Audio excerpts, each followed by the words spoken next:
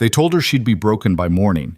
Alara Voss stands in a marble bathroom, wedding dress torn at the seam, waiting for the monster to claim what he bought. Outside the locked door, Ronan Hale, the man who owns half this city and all of her future, hasn't made a sound in 20 minutes. She's got a shard of mirror gripped so tight her palm bleeds. One chance, one strike. Then the lock clicks open, and he just stands there, looking at her like he's been searching his whole life. "Put it down," he says. Not a command, a confession. If you want to see how far this story can go, hit that like button and drop your city in the comments. Let's see where you're watching from. The office smelled like leather and old money, the kind of place where people signed away futures without ever raising their voices. Alara sat in a chair that cost more than her childhood, hands folded in her lap, because if she didn't hold them together, they'd shake so hard everyone would see. Across the mahogany desk, her Uncle Victor adjusted his cufflinks, gold, polished, bought with her parents' life insurance, and slid the papers toward the lawyer. "Sign here," the lawyer said. Mid-50s, bored eyes. He'd done this before. Victor didn't look at her. He hadn't looked at her once since they'd walked in, just kept his gaze on the window, on the skyline beyond, like he was already spending whatever he'd gotten for this. "What happens if I don't?" Alara's voice came out smaller than she wanted. She hated that, hated the tremble in it. The lawyer glanced up, not unkind, but not sympathetic either. "Then your uncle's debt transfers to you. And the people he owes?" He let that hang, didn't need to finish. Victor finally turned. His face was flat, empty. "You'll sign." It wasn't a question. Alara looked down at the contract. The words blurred together. Terms, conditions, clauses about property and obligation and matrimonial transfer. Like she was a house being sold. Like she was anything but a 19-year-old girl who'd been pulled out of community college 3 days ago and told her life was collateral. Her parents had been dead 2 years. Car accident on a rainy stretch of highway. No warning, just gone. And Victor, her father's brother, the one who'd shown up at the funeral in an expensive suit and promises, had taken everything. The bakery her mom had run for 15 years. The small house with the blue shutters. The savings account that was supposed to get Alara through school. He'd burned through it all in 18 months. Gambling debts, bad investments, whatever the hell he'd done. She didn't know the details. Didn't matter. What mattered was the men who'd come to her apartment last week. 2 of them, broad-shouldered, faces like cinder blocks, and told her Victor's debt was family business now. "You're going to fix this," one of them had said. Not a threat, a fact. And now here she was. "Who is he?" Alara asked. She hadn't let herself ask before. Didn't want to know. But now, pen in hand, ink drying on her future, she needed a name for the nightmare. "Ronan Hale," the lawyer said. The name landed like a fist. Everyone knew that name. You didn't live in this city without hearing it. Ronan Hale wasn't just a crime lord. He was the crime lord. The one cops wouldn't touch. The one politicians smiled at in public and feared in private. He owned ports, clubs, entire neighborhoods. He moved money and people and power like pieces on a board no one else could see. And he'd bought her. Why? The question came out broken. Victor stood, smoothed his jacket. Does it matter? It did. It mattered so much her chest felt like it was caving in. But no one in this room cared. She signed. Her hand moved on autopilot, muscle memory from 1,000 school assignments, 1,000 meaningless forms. But this wasn't meaningless. This was the end of everything she'd thought her life would be. The lawyer collected the papers, slid them into a folder. The ceremony is scheduled for 6 p.m. A car will pick you up at 5. Today? Alara's voice cracked. Today, Victor confirmed. He was already heading for the door. Wait. She stood, chair scraping back. You're just leaving? He paused, didn't turn around. You'll be fine. Then he was gone. The lawyer started packing his briefcase, methodical, unbothered. Alara stood there, blood pounding in her ears, hands numb. Is there anything I should know? She asked, desperate, grasping. The lawyer paused. For the first time, something almost human crossed his face. Pity, maybe. Or warning. Don't run, he said quietly. Men like Ronan Hale, they don't forget. But The car that picked her up was black, sleek, windows tinted so dark she couldn't see inside until the door opened. No driver got out. Just the door, swinging wide, an invitation she couldn't refuse. She'd gone back to her apartment, if you could call it that. A studio with water stains on the ceiling and a radiator that clanked like a dying engine. She'd packed a bag. Not much. Clothes, a photo of her parents, the necklace her mom used to wear. Everything else felt pointless. Now she sat in the back seat, leather soft enough to feel like a trap, and watched the city roll past. The neighborhoods changed as they drove. Graffiti gave way to clean sidewalks. Chain-link fences became wrought iron. By the time they pulled through a gate, tall, spiked, guarded, she knew she'd left her world behind. The estate was a fortress. Stone walls, high windows, security cameras perched like vultures. The main house loomed ahead, 3 stories of old money and new menace. Lights glowed behind curtains, warm and deceptive. The car stopped. Alara didn't move. "Miss?" The driver's voice crackled through a speaker.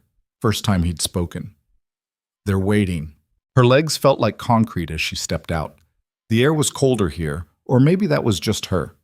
A woman in a severe black dress stood at the entrance, hands folded, face expressionless. "This way." Alara followed. Didn't have a choice. Inside, the house was exactly what she'd expected. Marble floors, high ceilings, the kind of wealth that didn't need to announce itself. But it was quiet. Too quiet. No music, no voices. Just the click of the woman's heels and Alara's ragged breathing. They stopped in front of a set of double doors. The woman knocked once, then opened them without waiting for an answer. "She's here." Alara's heart tried to claw out of her chest. The room beyond was some kind of study. Dark wood, floor-to-ceiling bookshelves, a desk that looked like it had survived a war. And behind it, Ronan Hale. He was younger than she'd expected, mid-30s maybe, tall, broad-shouldered, dressed in a black suit that fit like it had been made on his body. His face was all hard lines, strong jaw, sharp cheekbones, eyes so dark they swallowed light. He looked like something carved from stone. Dangerous. Immovable. He was staring at her, not the way men usually looked at her, not with hunger or dismissal. This was different, focused, intense, like he was memorizing every detail. "Leave us," he said. His voice was low, controlled. The kind of voice that didn't need volume to carry weight. The woman in black disappeared. The doors closed. Alara stood there, bag clutched in white-knuckled hands, and tried not to fall apart. Ronan didn't move, just kept watching her with that unreadable expression. "Sit," he said finally. She didn't want to. Wanted to run, scream, fight, but her body obeyed, sinking into the chair across from his desk because standing felt impossible. He leaned back, fingers steepled. "Do you know why you're here?" "Because my uncle sold me." The words tasted like ash. "Yes." No sugarcoating, no pretense, just the truth, brutal and plain. "And you bought me." "Yes."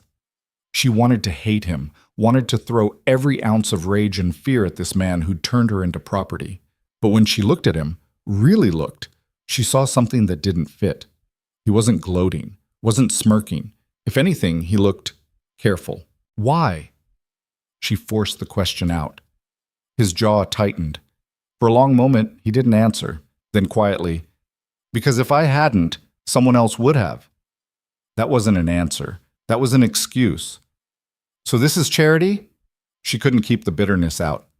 "No." He leaned forward, elbows on the desk. "This is necessity." "For who?" "For you." She laughed. Couldn't help it. A sharp, jagged sound. "You don't even know me." His eyes darkened. "I know your uncle gambled away everything your parents built. I know he used their insurance payout to cover his own debts and left you with nothing. I know you've been working 2 jobs while going to school, barely keeping your head above water. I know the men who came to your apartment last week were going to sell you to someone who wouldn't have cared if you lived or died." The air left her lungs. "How?" "I know everything, Alara." Her name in his mouth felt wrong, intimate, terrifying. "Then you know I didn't ask for this." Her voice shook. "You know I don't want to be here." "I know. So let me go." Silence. Heavy. Suffocating. I can't. Why not? He stood and suddenly the room felt smaller. He moved around the desk, stopped a few feet away, close enough that she had to tilt her head back to meet his eyes. Because they'll come for you the second you leave. Who? Everyone. The words settled over her like a shroud. You don't understand the world you're in now, Ronan continued. Your uncle didn't just owe money. He owed favors, information, access. And when he couldn't pay, he offered you as compensation. But I outbid them. Them? 3 different organizations. One would have used you as leverage against a politician. Another would have trafficked you overseas. The third, he stopped. Didn't finish. Alara felt sick. So this is protection? She hated how hopeful that sounded. This is survival. He crouched down, bringing himself to her level. His eyes locked onto hers. You signed that contract because you had no choice. I signed it because I wasn't going to let them have you. But now you have me. Yes. She searched his face, looking for the cruelty, the possessiveness, the monster she'd been promised. But all she saw was control. Iron will. And beneath it, buried so deep she almost missed it, something that looked like restraint.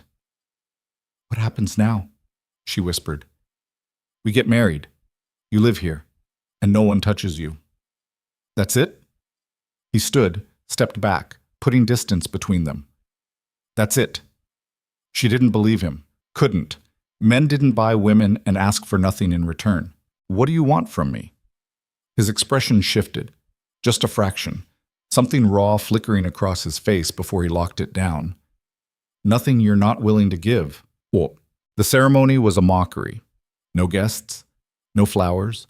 Just a judge who looked like he'd rather be anywhere else, the woman in black as a witness, and Ronan standing beside her in the same suit, same unreadable mask. Alara wore a dress someone had left in her room, white, simple, too big in the shoulders. She felt like a child playing dress-up, or a ghost. Do you take this woman? I do. Ronan didn't hesitate. The judge turned to her. His eyes were kind, sympathetic. It made her want to scream. Do you take this man? Her throat closed. She looked at Ronan. He was watching her, waiting. Not forcing, just waiting. She thought about running, thought about the men with cinderblock faces, thought about everything she'd already lost. I do. The judge pronounced them married. Ronan slid a ring onto her finger, gold, simple, too perfect to fit.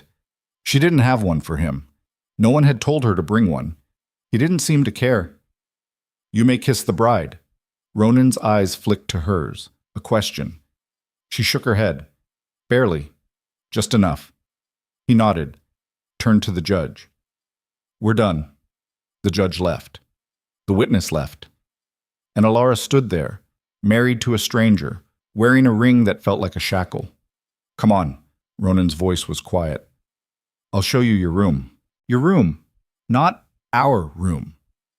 She followed him through hallways that twisted like a maze, up a staircase, down a corridor lined with closed doors.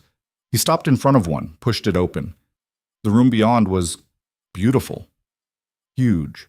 A 4-poster bed with soft white linens, tall windows overlooking gardens she hadn't seen from the front, a fireplace, bookshelves, a door that led to a bathroom bigger than her old apartment.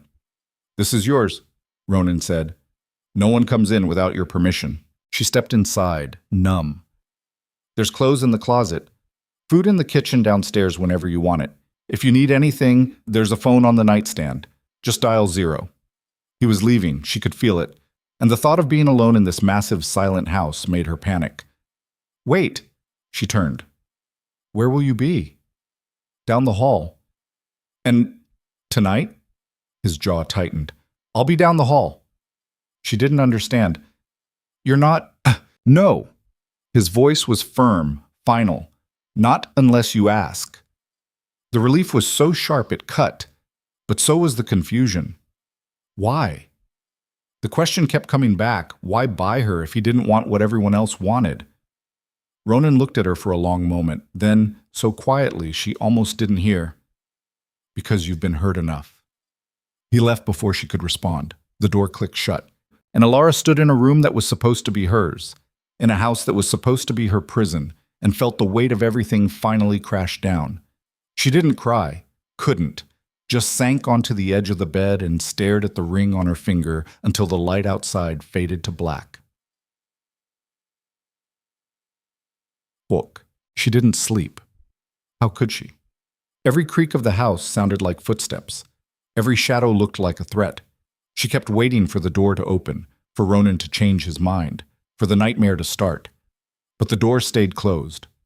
By the time dawn crept through the windows, she was exhausted and wired, her mind a mess of fear and questions and disbelief. A soft knock made her freeze. "Miss Voss?" A woman's voice, not the one from yesterday, younger. "I've brought breakfast." Elara didn't answer, didn't move. The door opened a crack. A girl around her age peeked in, dark hair, nervous smile. "Sorry, Mr. Hale said you might be hungry." She pushed a cart inside, pastries, fruit, coffee. The smell made Elara's stomach clench. She hadn't eaten since yesterday morning. "I'm Celia," the girl said. I work here. If you need anything, just ask." Elara stared at her. Does he always do this? Do what? Buy women and pretend to be kind? Celia's face went pale. No, I mean, you're the first. First what? First, anything. Celia looked genuinely confused. Mr. Hale doesn't, he's never... She stopped. Tried again. He's not what people say. People say he's a killer. Celia didn't deny it. Yeah, but he's not cruel. Elara wanted to laugh, wanted to scream. Settled for silence. Celia backed toward the door. Eat, please. He'll ask if you did. Then she was gone. Elara looked at the food. Her stomach growled. Traitor. She ate. The days blurred together. She stayed in her room mostly. Ventured out to the library once, found walls of books she didn't have the focus to read. Explored the gardens, found them empty and too perfect. Walked the halls, found them silent and watched. Cameras. She'd noticed them the first day.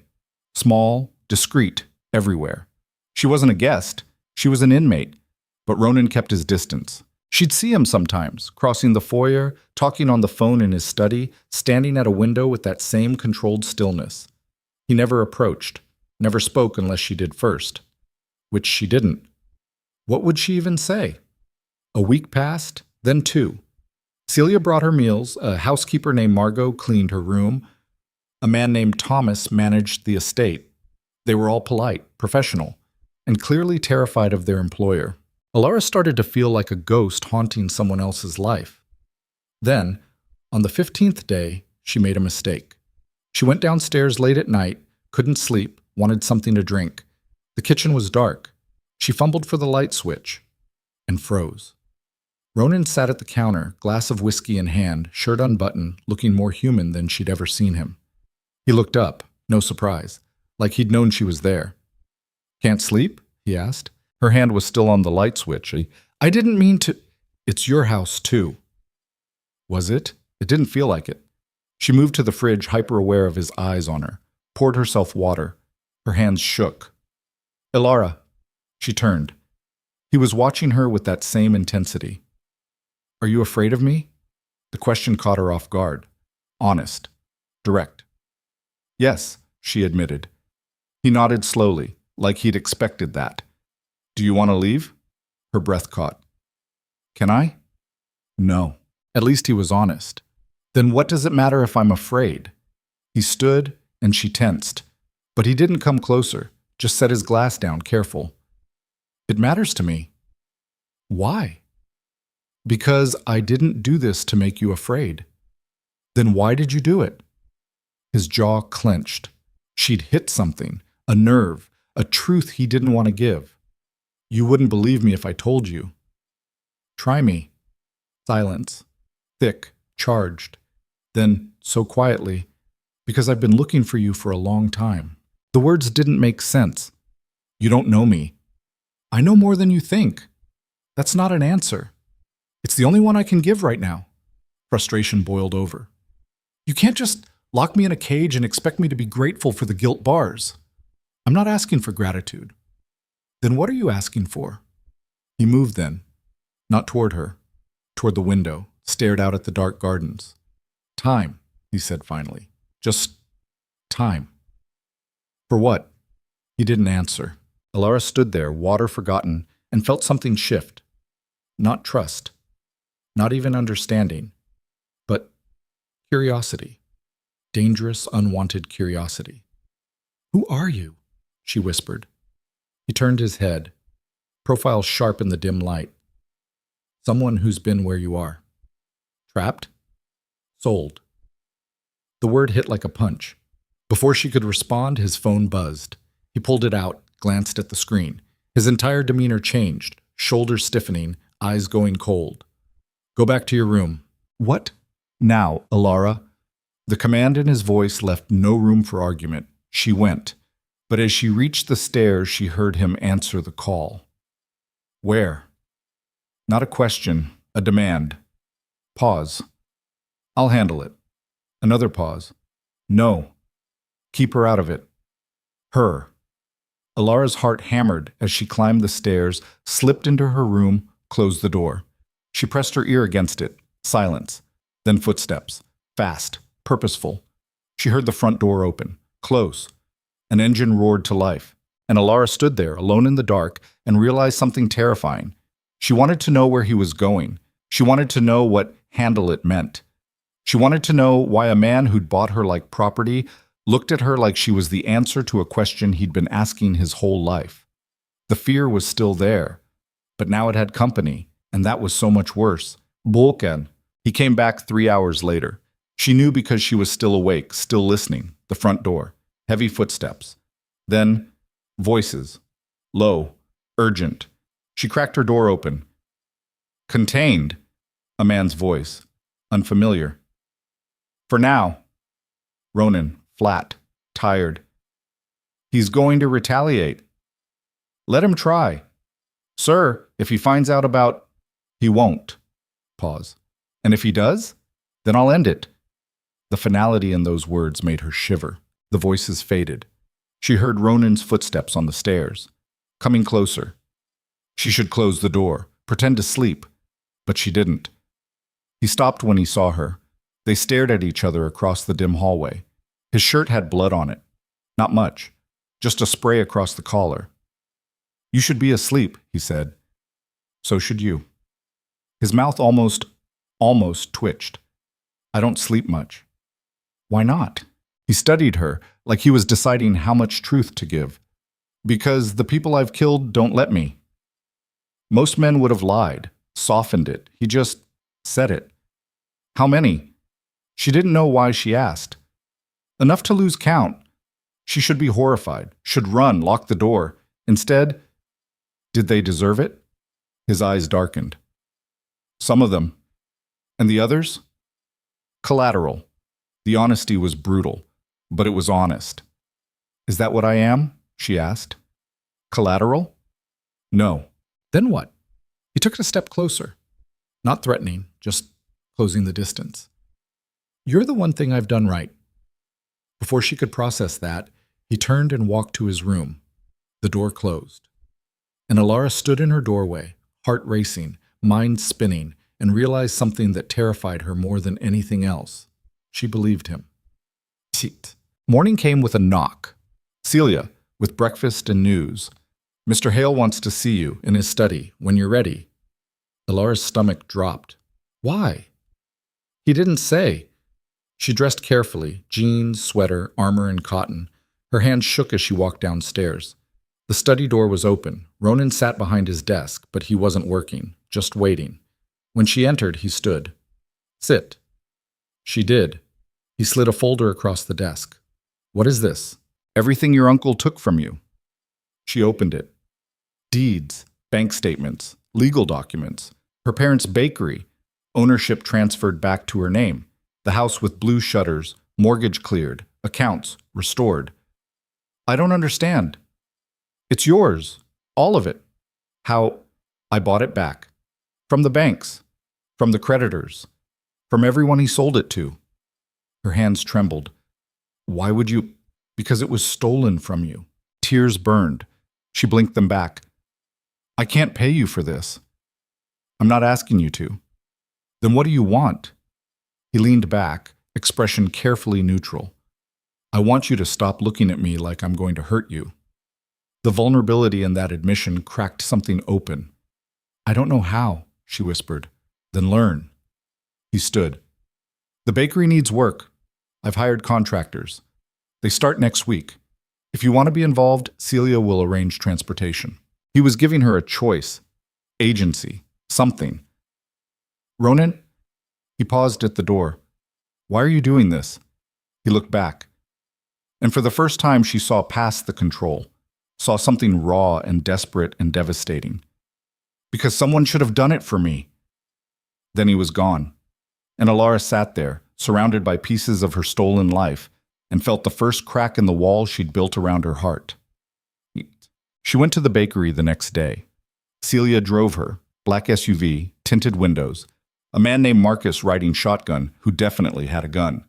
The bakery was worse than she'd imagined, boarded windows, graffiti on the walls, the sign her father had hand-painted hanging crooked and faded. But it was still there. She stood on the sidewalk, key in hand, a key Ronan had given her that morning without a word, and felt her mother's hands teaching her to knead dough, felt her father's laugh when she'd burned her first batch of cookies, felt everything she'd lost. Miss? Celia's voice, gentle. Alara unlocked the door. Inside was devastation, broken equipment, water damage, years of neglect. But beneath it, bones, structure, possibility. She walked through the space, running her hand over the old counter, the ovens her mother had sworn by, the chalkboard menu still hanging on the wall. We can fix this, she said, not to Celia, to herself. Mr. Hale said whatever you need. Alara turned. I need it to be like it was. Celia smiled. Then that's what we'll do. The weeks that followed were strange. Alara spent her days at the bakery, planning, choosing tile, arguing with contractors about ovens and ventilation. It was exhausting. It was purpose. At night she came back to the estate, ate dinner alone most nights. Ronan was busy, whatever that meant. But sometimes, not often, but sometimes he'd be there. In the library when she went to find a book. In the garden when she needed air. At the kitchen counter late at night when sleep wouldn't come. They didn't talk much. But the silence changed, became less hostile, more shared. One night, 3 weeks into the renovations, she found him in his study. Door open. Invitation. She knocked anyway. He looked up. How's the bakery? Good. The ovens arrive tomorrow. He nodded. Went back to his papers. She should leave, but can I ask you something? Yes. That night, when you got the call, where did you go? His pen stilled. To handle a problem. What kind of problem? He looked at her. The kind that wanted to hurt you. Her breath caught. What? Someone found out about you, about the marriage. Thought they could use it against me. And? I convinced them otherwise. The blood on his collar, the flatness in his voice. You killed them. No. He set his pen down. I made them wish I had. She should be afraid, should run. Did it work? Yes. Good. The word surprised them both. Ronan stood, came around the desk, stopped a few feet away. You're not afraid, he said. Not a question, an observation. I am, she admitted. Just not of you. Something shifted in his expression, cracked. You should be. Why? Because I would burn this entire city down before I let anyone touch you. The words should sound insane, possessive, terrifying. Instead, they sounded like a promise. I didn't ask for that, she whispered. I know. I didn't ask for any of this. I know. But I'm not sorry it's you. Silence. Thick. Electric. His hand lifted, stopped, hovering near her face like he was asking permission. She didn't move, didn't breathe. His fingers brushed her cheek, barely, a whisper of contact. Neither am I. Then his phone rang. He pulled back, jaw tight, answered. What? Pause. His entire body went rigid. When? Another pause. I'm on my way. He hung up, looked at her. I have to go. What happened? Lucian Varric just made a move. The name meant nothing to her, but the look on Ronan's face? Who is that? Someone who's about to learn what happens when you cross me. He headed for the door. Ronan. He stopped. Be careful. He looked back, and she saw it. The darkness, the danger, the ruthlessness everyone whispered about. But beneath it, something that looked like gratitude. Lock your door tonight. Then he was gone. And Alara stood there, heart pounding, and realized she'd just told a monster to be careful. Worse, she'd meant it. Alara didn't sleep that night. She locked her door like Ronan told her to, then sat on the edge of her bed and waited. For what? She didn't know. Gunshots. Sirens. The sound of the world ending. But the house stayed quiet. Too quiet. The kind of silence that pressed against your eardrums until they ached. She checked her phone every 10 minutes. No messages, no calls, nothing. By 3 a.m., she was pacing. By 4, she'd given up pretending she wasn't worried. By 5, when the sky started bleeding gray at the edges, she heard the front door open. Heavy footsteps. Slow. Deliberate. She yanked open her door and flew down the stairs before she could think better of it. Ronan stood in the foyer, jacket gone, shirt torn at the shoulder. Blood. So much blood splattered across his chest and hands. But he was upright, walking, alive. He saw her and stopped. I told you to lock your door. I did. Her voice came out breathless. Are you hurt? No. That's not your blood? No. Relief hit so hard her knees almost buckled. She grabbed the banister. What happened? His jaw worked. He looked at her like he was deciding something. Then, Varric sent men to the bakery. The world tilted. What? They were going to burn it down. Send a message. Her bakery. Her parents' legacy. The one thing she'd started to rebuild. Did they... No. His voice was flat, cold. I got there first. She didn't need to ask what that meant. The blood told the story. How many? 4. Are they... 2 are breathing, barely. She should feel something. Horror. Disgust. Instead, all she felt was a vicious, burning gratitude. Thank you. He flinched, actually flinched, like the words hurt. Don't thank me for this. Why not? Because this is my fault. He moved toward the stairs, toward her, and she saw it then, the crack in his armor, the exhaustion, the weight. Varric came after you because of me. Because I... He stopped, shook his head. You should hate me. I don't. You should. She stepped down, met him at the bottom of the stairs, close enough to see the blood flecks on his neck, the cut above his eyebrow, the way his hands were shaking. Are you going to tell me why? She asked quietly. Why Varric cares, why any of this matters. His eyes locked onto hers, dark, haunted. Because he knows what you are to me. And what am I? The question hung between them like a live wire. Ronan's hand lifted, stopped, hovered near her face the way it had before. But this time he didn't pull back. His fingers brushed her jaw, rough and gentle and desperate. Everything I can't afford to lose. Then he dropped his hand and walked past her, up the stairs, leaving her standing there with her heart trying to punch through her ribs. Morning came with chaos. Alara woke to raised voices downstairs.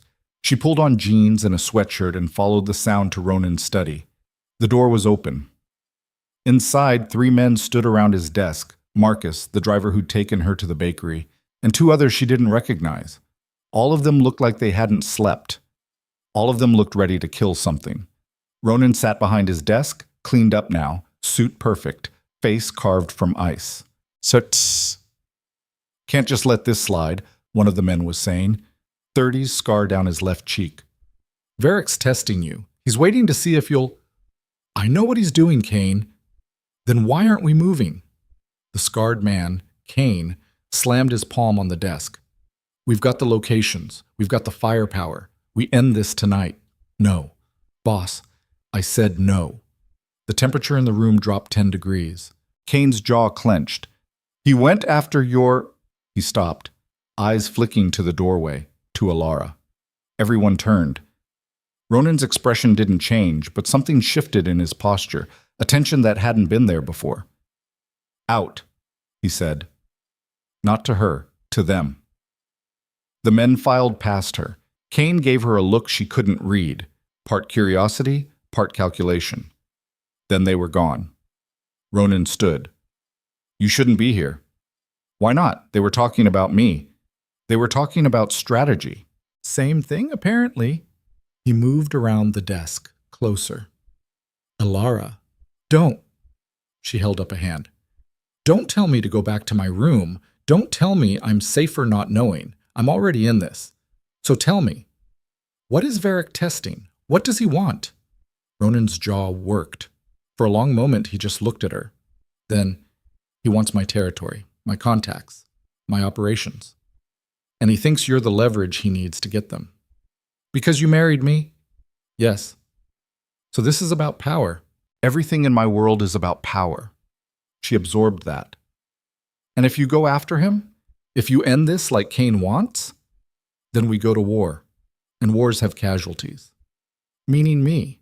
Meaning everyone. He ran a hand through his hair, a rare crack in the composure. Varric's smart. He's got political connections, legitimate businesses as fronts. I can't just take him out without blowback. And the second I move against him, he'll retaliate. Against you, against the bakery, against anything he thinks will hurt me. So we do nothing? No, we wait. For what? His eyes met hers, hard, certain. For him to make a mistake. 3 days passed. 3 days of Alara trying to go back to normal. Supervising the bakery renovations, choosing paint colors, pretending she wasn't living in the crosshairs. 3 days of Ronan disappearing for hours at a time, coming back with that same controlled calm that felt like a storm held on a leash. 3 days of guards she didn't recognize showing up at the estate, of Marcus driving her everywhere, of feeling eyes on her even when she was alone. On the 4th day, she snapped. I can't do this. She'd found Ronan in the library, reading or pretending to. He looked up. Do what? Live like a prisoner. She gestured at the windows where she could see 2 men patrolling the grounds. I'm suffocating. You're protected. I'm trapped. He closed the book. Would you rather be dead? The bluntness hit like a slap. She sucked in a breath. I'd rather have a say in my own life. You do. Do I? She laughed, sharp. I didn't choose to marry you, didn't choose this house, didn't choose to become a target. What part of my life is mine, Ronan? He stood, crossed the space between them in 3 strides. The bakery is yours. Your parents' house is yours. Every account I restored is yours. I've given you everything I can, except freedom. Freedom gets you killed. Maybe that's my choice to make. Silence. Heavy, suffocating. His hand shot out, grabbed her wrist. Not hard, but firm. Grounding. No, he said, voice low and wrecked. That's the one choice you don't get. She stared at him, at the desperation bleeding through the cracks. Why do you care so much? Because I've already lost you once. The words made no sense. What are you talking about?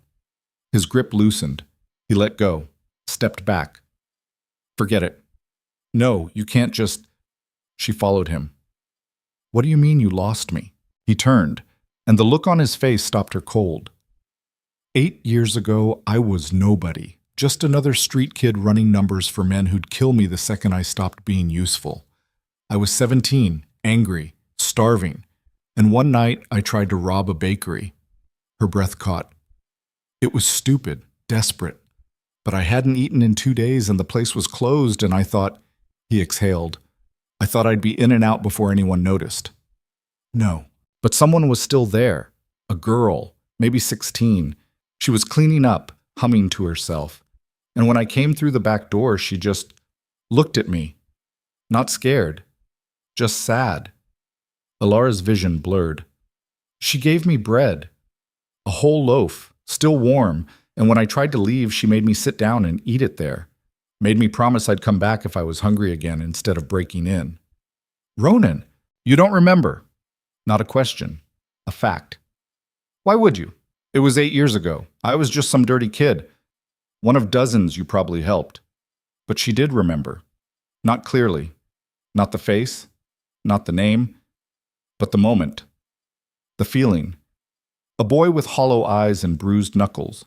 Her mother had been in the front, closing out the register. Alara had stayed late to finish the cleaning, and a boy had come through the back door. "You never came back," she whispered. "No." His voice was rough. "Because the men I worked for found out I'd taken time for myself. They beat me bad enough I couldn't walk for a week, and by the time I healed, I'd learned my lesson. Weakness got you killed. Kindness got you hurt. So I buried it. Became exactly what they wanted. Rose through the ranks. Built my own empire. Forgot everything except how to survive."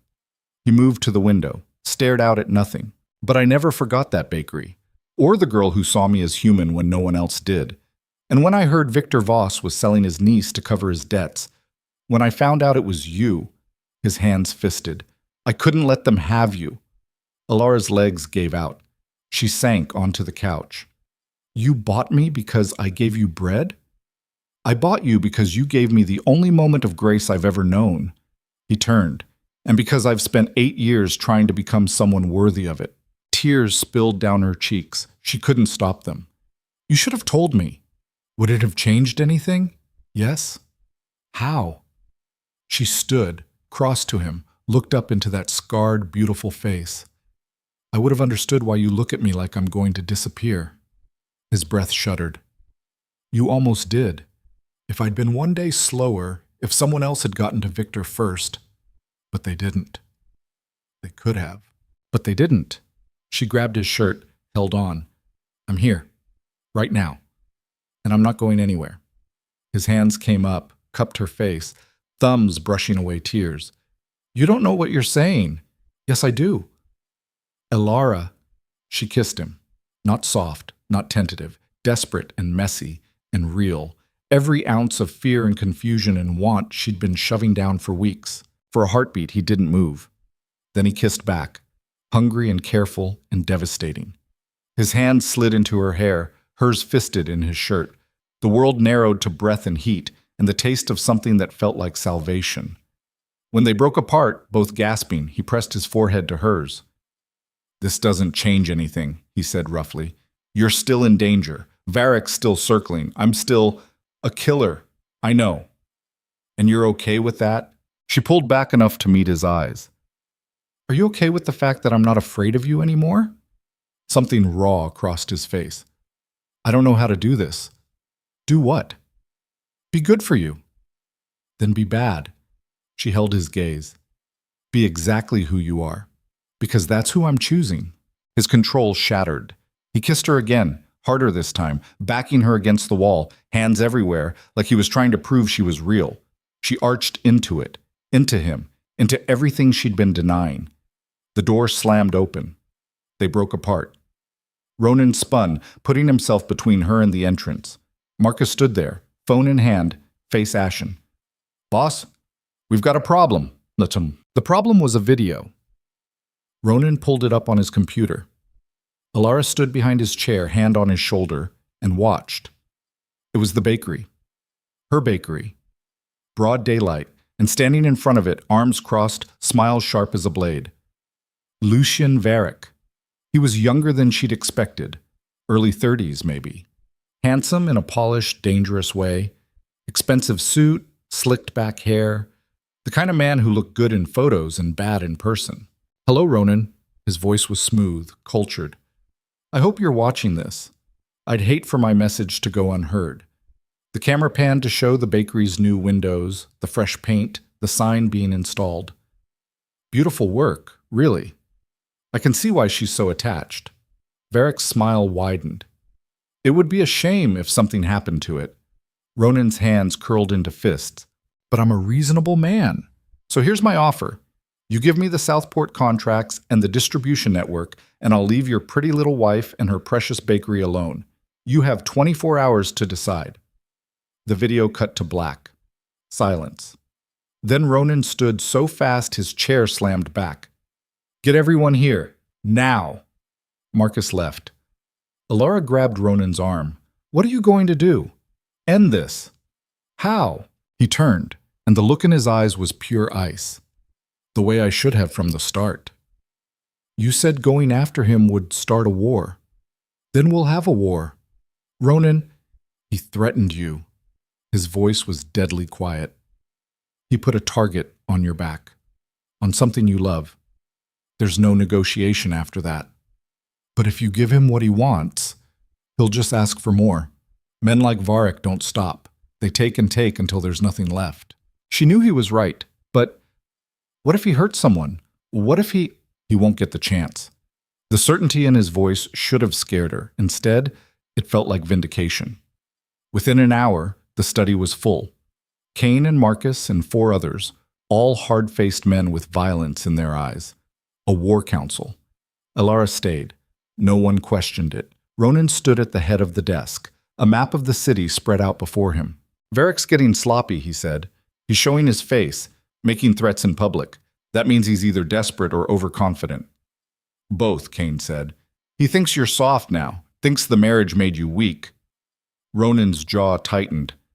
"Then we'll remind him why that's a mistake." He pointed to 3 locations on the map. "These are his primary holdings.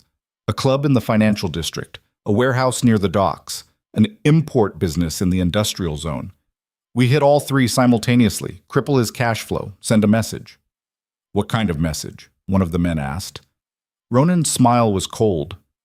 "The kind that ends with him on his knees." They spent the next hour planning. Logistics, timing, contingencies. Alara listened, half horrified, half fascinated. This was Ronan's world, sharp and brutal and efficient. When the meeting broke up, the men filed out. Kane paused at the door. "You sure about this?" he asked quietly. "Once we move, there's no pulling back." "I'm sure." Kane's eyes flicked to Alara. "She worth it?" Ronan didn't hesitate. "Yes." Kane nodded. Left. And Alara stood there, absorbing the weight of that single word. "You should go upstairs," Ronan said. "This is going to get ugly." "I want to help." "No. Ronan." "Alara." He turned, grabbed her shoulders. "I need you safe. I need to know that no matter what happens tonight, you're here. Alive. Please." The desperation in his voice broke her. "Okay." He kissed her forehead. "Lock your door. Don't open it for anyone but me." Then he was gone. Done. She tried to wait, paced her room, stared at the clock. Every minute felt like an hour. By midnight, she couldn't take it anymore. She crept downstairs. The house was empty. Everyone had gone with Ronan. Even Celia. She was alone. Her phone buzzed. Unknown number. Her heart stopped. She answered.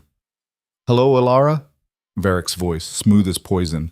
"I was hoping we'd get a chance to talk." Her blood turned to ice. "How did you get this number? Please, I've had it since the day you married him. I've had everything." "What do you want?" "I want you to listen very carefully. Right now, your husband is making a very stupid mistake. He's hitting my operations, trying to prove something, and he's going to get a lot of people killed." "Good." Varric laughed. "Oh, you've got teeth. I like that. But here's the thing. Those people? Some of them are innocent. Employees, workers who don't know what they're really part of. And when Ronan burns those buildings down, they'll burn too." She swallowed. "You're lying." "Am I? Check the news. Your husband just set fire to a nightclub with 40 people inside." She ran to the TV, turned it on. Breaking news. A building engulfed in flames, people screaming, sirens wailing. "Oh, God." "See?" Varric's voice dripped satisfaction. "That's what happens when you let monsters off their leash. They don't discriminate." "Ronan wouldn't he? You really think you know him? You really think 8 years of blood and brutality just wash away because you smiled at him once?" Tears burned. "What do you want from me?" "Simple. Come to me. Right now. Alone. And I'll call off the rest of the attacks. I'll let those people live. And maybe, I'll even let Ronan keep breathing." "You're insane." "I'm practical. You're his weakness. Always have been. So come to me and we end this without any more collateral damage. Or stay there and watch him burn the city down trying to protect you." The line went dead. Alara stood there, phone shaking in her hand, mind spinning. The TV showed firefighters pulling people from the building, injured, burned, maybe dying. Because of Ronan. Because of her. She looked at the screen, at the address flashing across the bottom. An abandoned shipyard, east side. She could stay here, lock the door like Ronan said, wait for him to come back covered in someone else's blood. Or she could stop this. Her hands moved on autopilot, grabbing her jacket, her phone, the car keys Celia had left on the counter. She knew it was a trap, knew Varric was counting on exactly this. But if people were dying because she existed, because Ronan cared about her, she couldn't just hide. The garage was dark. The SUV's engine roared to life. She pulled out onto the empty street, GPS guiding her toward the shipyard, toward the worst decision of her life. But maybe, just maybe, the only one that mattered. Well, the shipyard was exactly what she'd expected. Rusted metal, broken cranes, shipping containers stacked like tombstones. The kind of place where bodies got lost. She parked near the entrance, killed the engine. Her phone buzzed. Ronan. She didn't answer. Typed instead, "I'm sorry." Hit send. Then she got out of the car and walked toward the center of the shipyard, where a single light burned in the darkness. Varric was waiting. He leaned against a shipping container flanked by 4 men, big, armed, dead-eyed. He smiled when he saw her. "You actually came. I'm impressed. Let them go." Her voice didn't shake. Small miracle. "The people in the buildings. Call it off." "Oh, sweetheart, there was never anyone in those buildings. Well, except the ones Ronan killed. But they were mine, so who cares?" The ground dropped out from under her. "You lied. I'm motivated. There's a difference." He pushed off the container, walked toward her. "But you came anyway. Alone. Unarmed. Either you're incredibly brave or incredibly stupid. Maybe both." He laughed. "I like you, I really do. It's almost a shame." "Almost?" "Yeah." He stopped a few feet away. "See, Ronan took something from me tonight. 3 warehouses, 2 shipments, about $15 million in product and cash, so now I'm going to take something from him." One of his men moved forward. Elara stepped back. "He'll kill you for this." "Probably. But you'll be dead by then, so I won't really care." The man grabbed her arm. She drove her knee into his groin. He went down with a grunt. She ran. Didn't make it 10 feet before hands grabbed her, yanked her back. She screamed, fought, bit down on someone's hand hard enough to taste blood. A fist cracked across her jaw. The world spun. She hit the ground, ears ringing. Varric crouched beside her. "That's the spirit. Put up a fight. Makes it more fun." She spat blood at him. He wiped it off calmly. "Ronan's on his way, you know. I made sure he got your message. He's probably tearing through traffic right now trying to get here in time. It's almost romantic." "Fuck you." See, that's the thing about monsters like him. They always think they can save people, but they can't, because the second they care about something, really care, it becomes a target. And targets get hit. Footsteps. Fast. Heavy. Varric stood, smiled. Right on cue. Ronan appeared out of the darkness like something summoned from hell itself. Blood on his clothes, gun in his hand, eyes locked on Alara, then on Varric. "Let her go." Varric's smile widened. "No." Ronan raised the gun.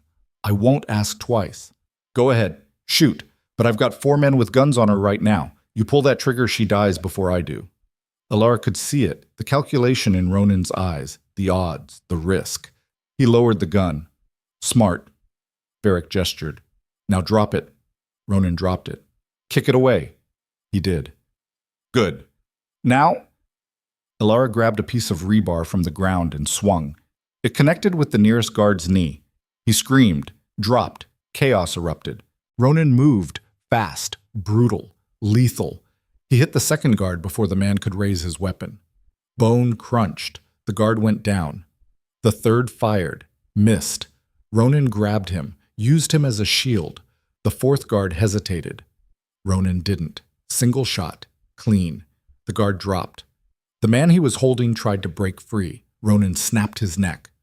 Varric ran. Ronan started after him. "Wait!" Ilara's voice cracked. He turned. She stood there, shaking, rebar still in her hands, blood on her mouth. "Let him go." "What?" "Let him go." Ronan stared at her like she'd lost her mind. "He tried to kill you." "I know." "He'll come back." "I know." "Then why?"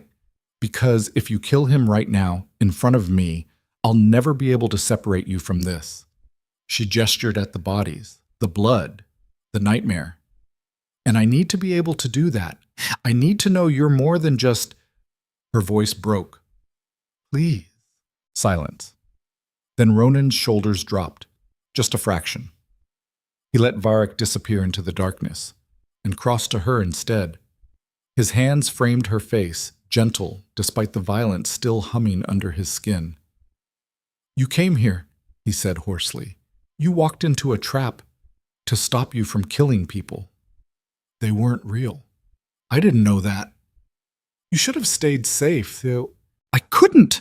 She grabbed his wrists, held on. "I couldn't just sit there while people died because of me. I couldn't. This isn't because of you." His voice cracked. "This is because of me.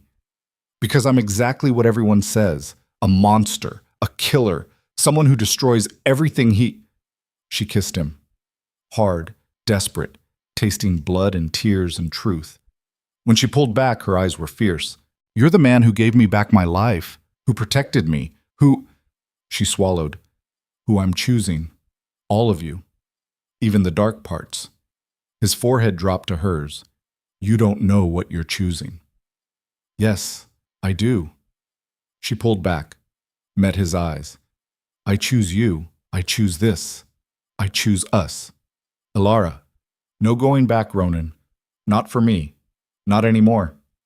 And in that moment, in a shipyard full of bodies and broken things, something fundamental shifted. They'd crossed a line, and there was no way to uncross it. Ronan pulled her close, held her like she was the only solid thing in the world. "Then we do this together," he said against her hair. "Everything. No more hiding. No more protecting you from the truth. Together." Behind them, sirens wailed. They didn't move, just stood there, two people who'd found each other in the worst possible way, and decided it was worth burning for. Whatever came next, they'd face it side by side. The sirens got louder. Ronan grabbed Ilara's hand and pulled her toward the shadows between shipping containers. They ran, her legs shaking, his grip iron, weaving through the maze of rusted metal until the flashing lights were just a distant glow behind them. They stopped behind a stack of containers, both breathing hard. Ronan pulled out his phone, thumbed a quick message. 10 seconds later, headlights cut through the darkness. A different car. Black sedan. Marcus at the wheel. "Get in." They slid into the back seat. Marcus didn't ask questions, just drove. Ilara looked down at her hands.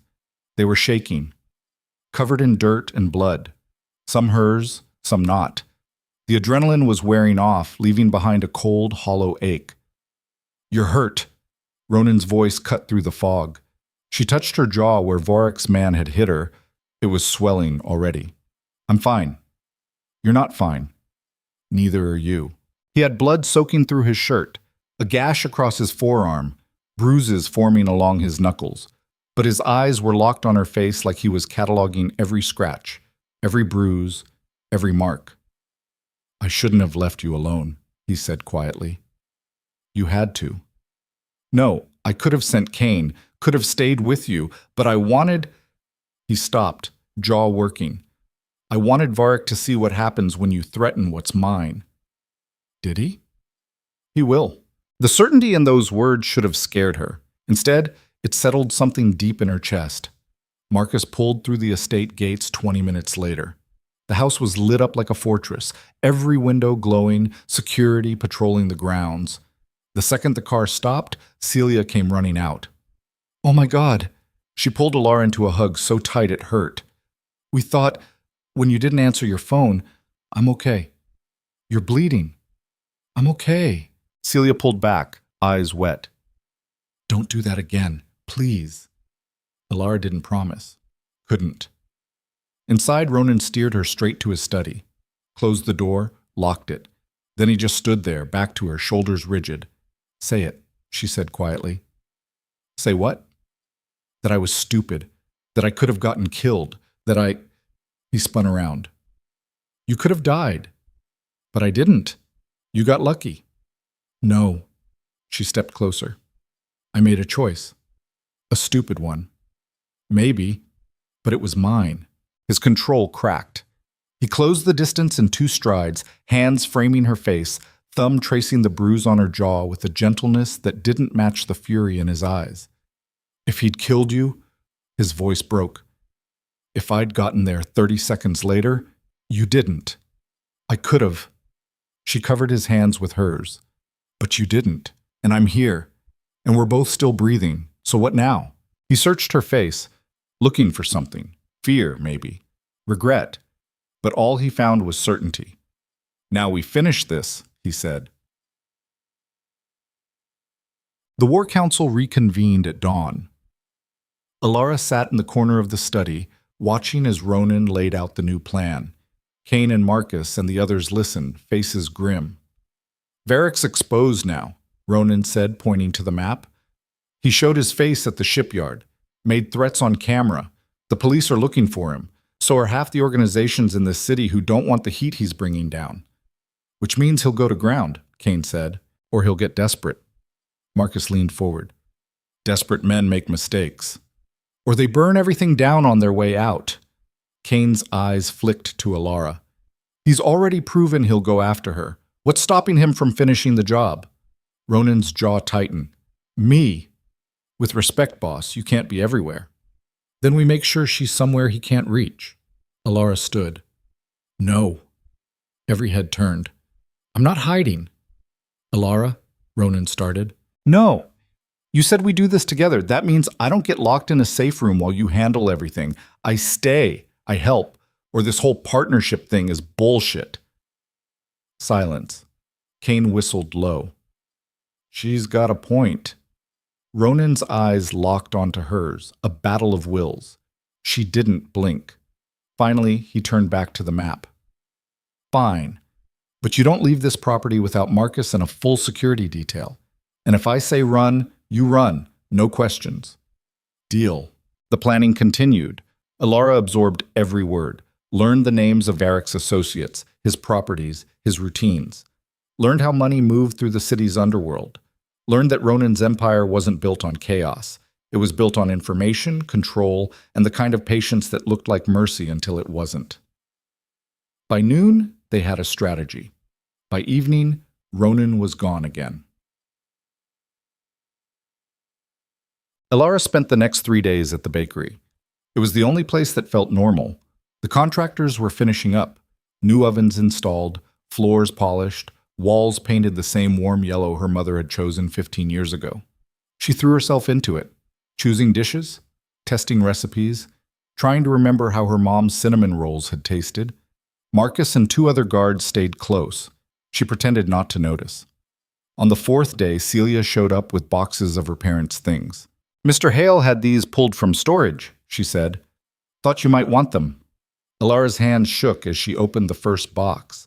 Her mother's apron, her father's recipe notebooks, photos from the early days, her parents young and laughing, covered in flour. She sat on the floor and cried. Celia sat beside her. Didn't say anything, just stayed. When the tears stopped, Alara wiped her face and started going through the notebooks. Her father's handwriting, careful, precise. Recipes for bread, pastries, cakes. Notes in the margins.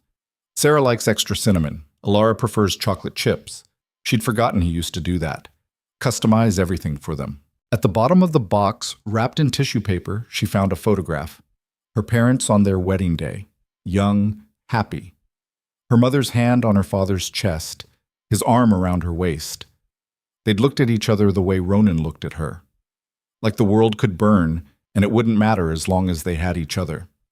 Her phone buzzed. Ronan, how's the bakery? She typed back, getting there. How's the war? A pause. Then, same. She smiled despite everything. The door chimed. She looked up. A woman stood in the entrance, mid-40s, elegant, expensive coat. She looked around the space with an expression Alara couldn't read.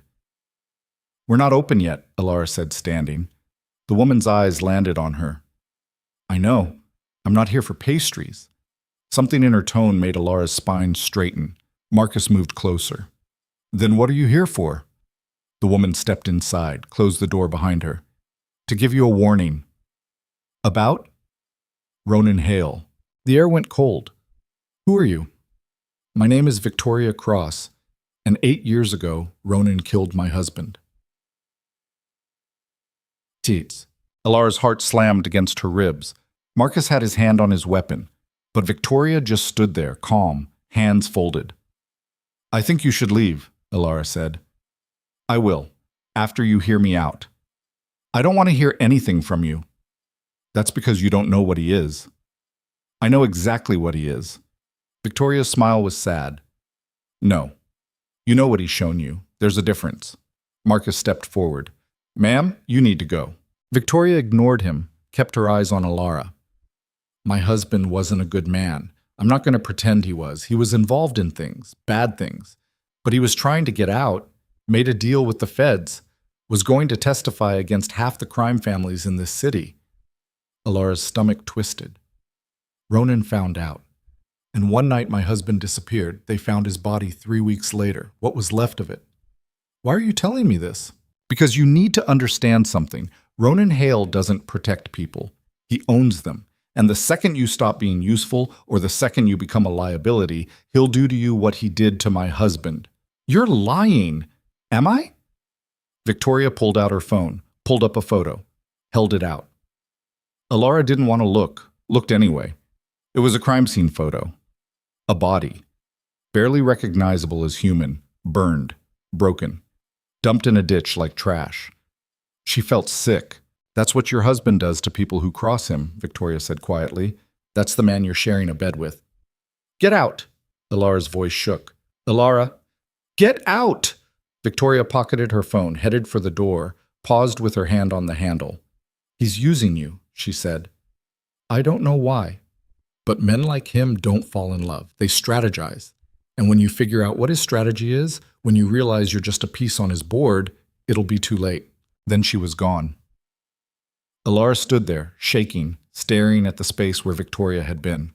Marcus touched her shoulder. "You okay?" "No." "She's lying, trying to get in your head." "Is she?" "Boss would never." "Wouldn't he?" Alara turned. "You've worked for him how long?" 5 years. "Have you ever seen him kill someone?" Marcus's jaw tightened. "Yes." "How many?" "I don't keep count." "But more than one." "Ma'am, answer me." He exhaled. "Yes, more than one." The floor felt unsteady. "And did they all deserve it?" Marcus didn't answer. That was answer enough. She went home, sat in her room, stared at the walls.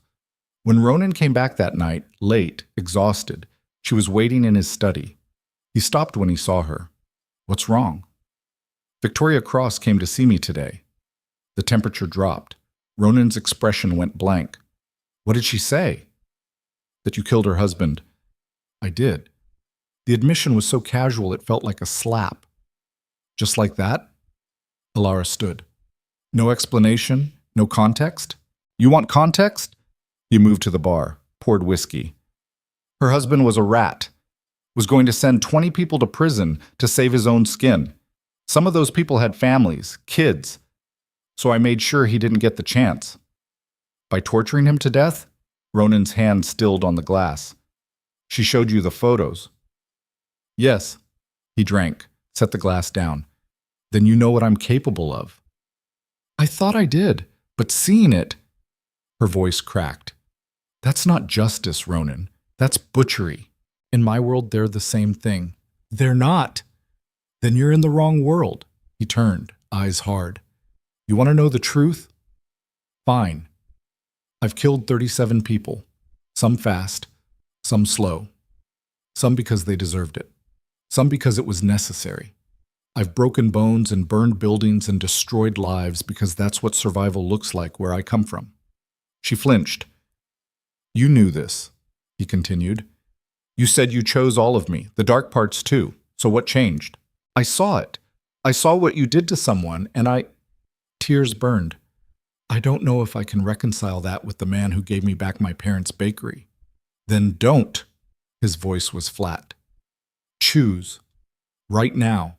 Either you accept what I am, all of it, or you don't. But I'm not going to apologize for surviving. I'm not asking you to apologize. I'm asking you to help me understand. Understand what? How you can be gentle with me and brutal with everyone else. How you can look at me like I'm everything and then... She gestured helplessly.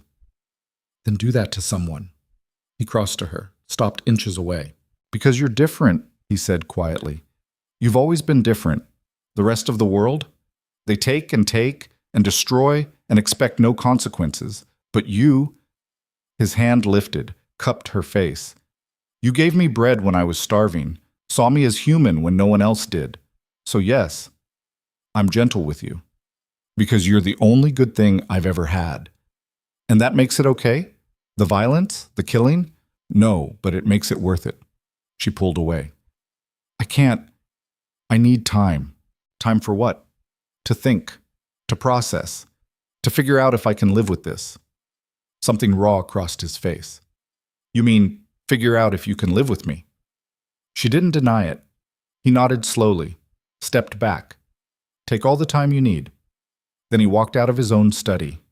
And Alara stood there, alone, and wondered if she'd just made the biggest mistake of her life. 3 days passed in cold silence. They moved through the house like ghosts. Ronan buried himself in work, gone before she woke up, back after she went to bed. Alara spent her time at the bakery, trying to lose herself in flour and sugar and the rhythm of baking. But Victoria's words haunted her. He's using you. Was he?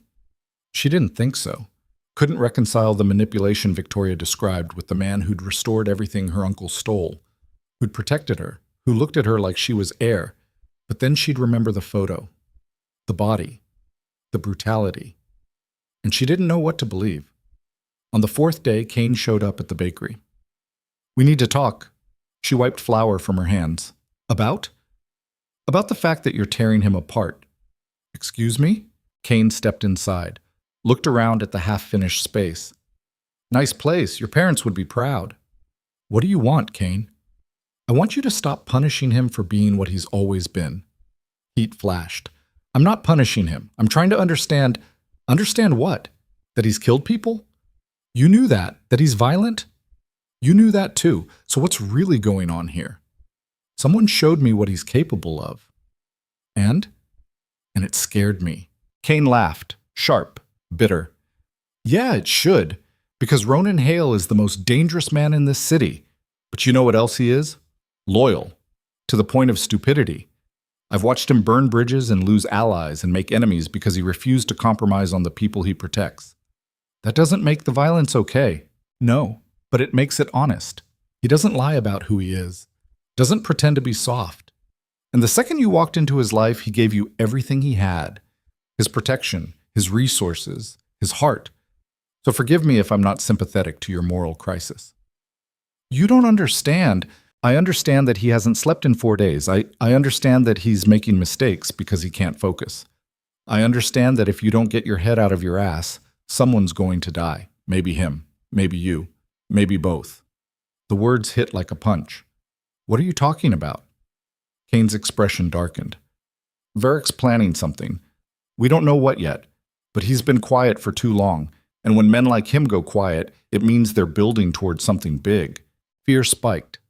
Does Ronan know? Of course he knows, but he's operating at half capacity because he's too busy falling apart over you. Guilt twisted. I didn't ask for that. You didn't have to. That's what happens when someone like him cares about someone like you. It becomes the only thing that matters. And if you can't handle that, if you're going to bail the second things get ugly, then do it now, before he gets killed trying to protect someone who's already halfway out the door. Kane headed for the exit. Stopped. Looked back. For what it's worth, I've known him for years. Seen him at his worst. And I've never seen him look at anyone the way he looks at you. So whatever you decide, make it fast, because time's running out." Then he was gone, and Alara stood in her parents' bakery, surrounded by the life Ronan had given back to her, and felt the weight of everything crushing down. She made her choice that night, drove back to the estate, found Ronan in his study, bent over the desk, maps and files spread out like a battle plan. He looked up when she entered, didn't speak, just waited. "I'm sorry," she said. His expression didn't change. "For what?" "For making this about me. She crossed to the desk. "For forgetting that you've been fighting to survive your whole life while I've been trying to figure out if I can live with the consequences. You have every right to question this. Maybe, but I don't have the right to punish you for being what you've had to be." She took a breath. "Victoria Cross showed me that photo because she wanted me to see you as a monster. And for a few days it worked. But then I realized something." "What?" "Monsters don't give people back their lives. They don't protect.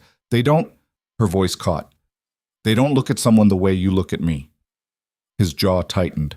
"Alara, I'm choosing you. All of you. The violence, the darkness, the parts that scare me. Because the alternative is a world where you're not in it, and I can't—" Tears spilled over. "I can't do that." He was around the desk in seconds, hands framing her face, forehead pressed to hers.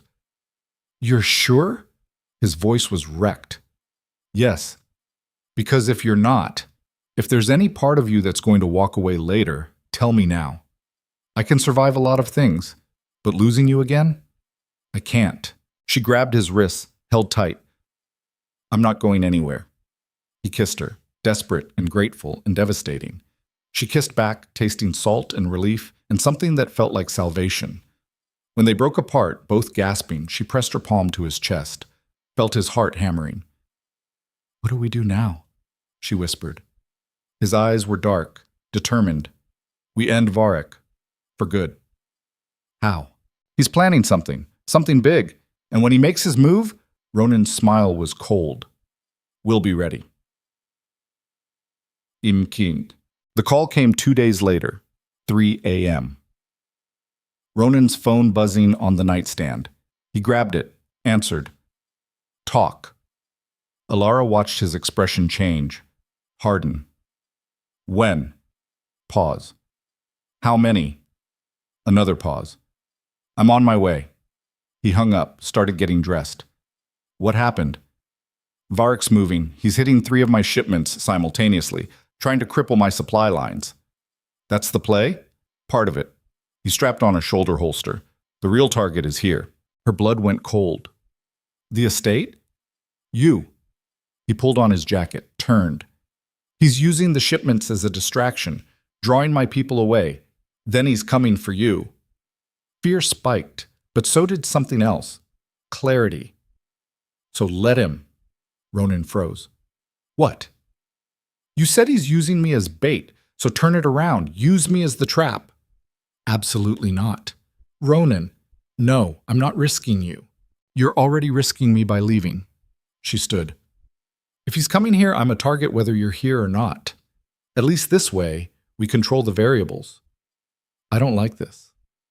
"I don't care." She crossed to him. "You said we do this together.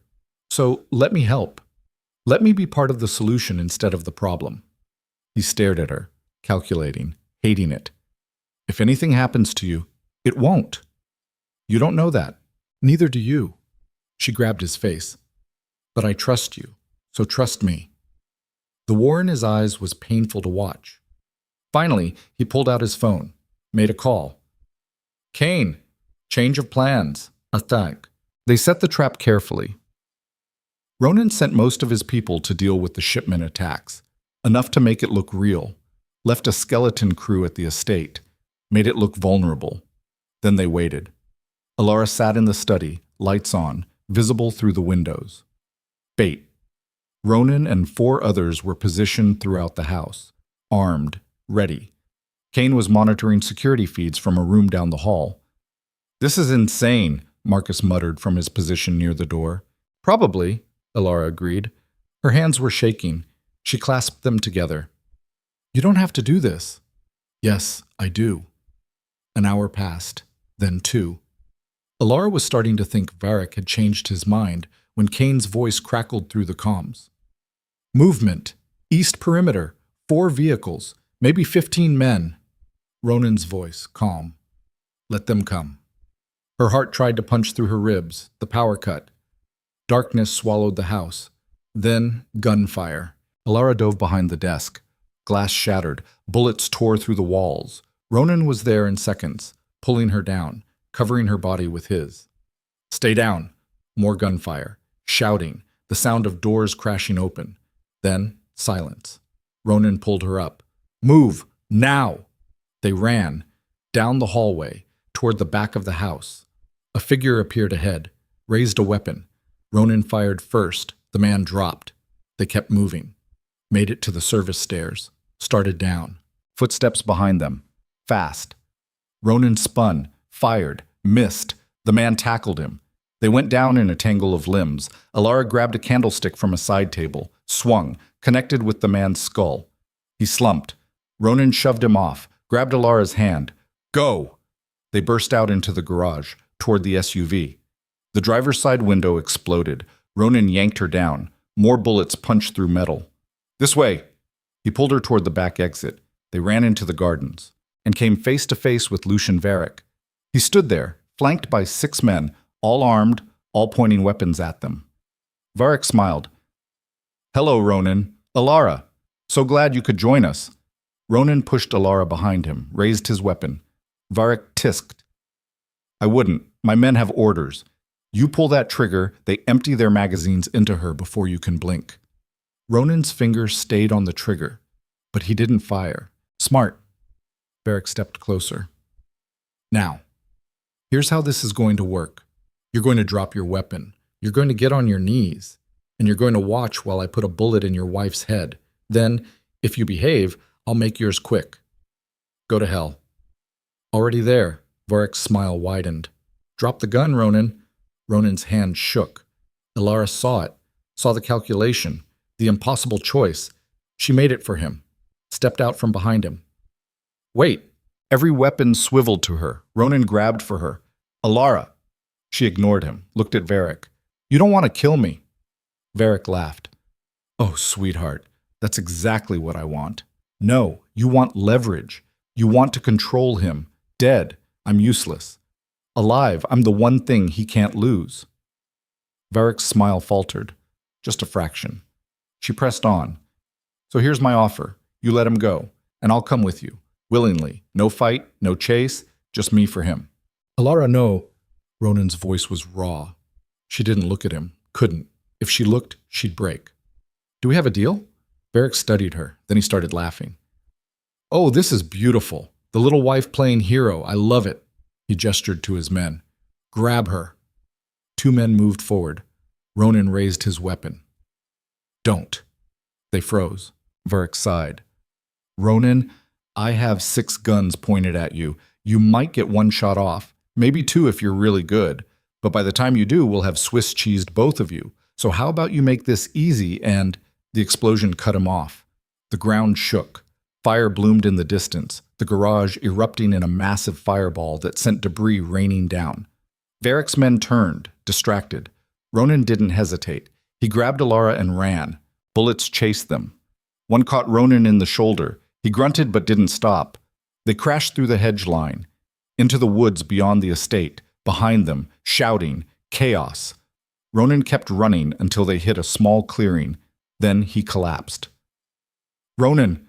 Alara dropped beside him. Blood soaked his shirt. Oh, God. I'm fine. You're shot. Went through. I'm fine. He wasn't fine. His face was pale, hands shaking. She pulled off her jacket, pressed it against the wound. What was that? The explosion? Kane. Backup plan. He winced. Car bomb. Remote detonation. Did we get them? I don't know. In the distance, more explosions. Gunfire. Stay here, Ronan said. Like hell. He tried to stand. She pushed him back down. You're bleeding out. You're not going anywhere. Alara. No. For once, let someone protect you. His eyes locked onto hers. Something desperate and grateful and terrified flickered across his face. Then the bushes rustled. They both froze. A figure emerged. Not Varric. Victor. Her uncle. Alara's brain short-circuited. What? Victor held a gun, pointed it at Ronan. Hello, Alara. What are you doing here? Finishing what I started. He moved closer. You know, when I sold you, I thought that was the end of it. Thought I'd finally be free. But then Ronan here decided to play hero, restored everything, made you untouchable, and suddenly my debt wasn't paid anymore. Comprehension hit like ice water. You're working with Varric. Not by choice. He found out about the original deal, realized I could be useful, so he gave me an offer, help him take down Ronan or he'd kill me. So you let him here? I gave him the security codes, the layout, everything. Victor's smile was ugly. Sorry, kiddo, but better you than me. Ronan tried to stand. Victor fired. The bullet hit the tree beside Ronan's head. Don't, Victor warned. Next one goes in your skull. Alara stepped between them. Move, Alara. No. I said move. Shoot me. Victor's expression flickered. Uncertainty. I'm not going to pit dates. Then you're not shooting him either. Alara. You've taken everything from me, she said quietly. My parents' legacy. My future. My choices. You sold me like I was nothing. So if you're going to kill the one person who gave any of it back, you're going to have to go through me first. Victor's hand shook. You don't understand. If I don't care. Her voice was steel. Pull the trigger or leave, but decide now. For a long moment, Victor just stared at her. Then, footsteps. Multiple sets. Varric and his remaining men burst into the clearing. Varric saw Victor, saw the gun, saw Alara standing between it and Ronan. He laughed. This just keeps getting better. Go ahead, Victor. Earn your freedom. Victor's aim wavered. Do it, Varric pressed. Victor looked at Alara, really looked, and something in his expression cracked. I can't. What? I can't do it. Varric's face went cold. Then you're useless. He raised his own weapon, shot Victor in the chest. Victor dropped. Alara screamed. Varric turned the gun on her. Any last words? Ronan lunged, grabbed Varric's arm. The gun went off. Shot went wide. They grappled. Ronan was wounded, slower. But Varric wasn't a fighter, wasn't built for this kind of brutality. Ronan got the gun, shoved Varric back, pointed it at his head. Wait! Varric's hands went up. You kill me, my people will... Ronan pulled the trigger. Varric's body hit the ground. His men froze.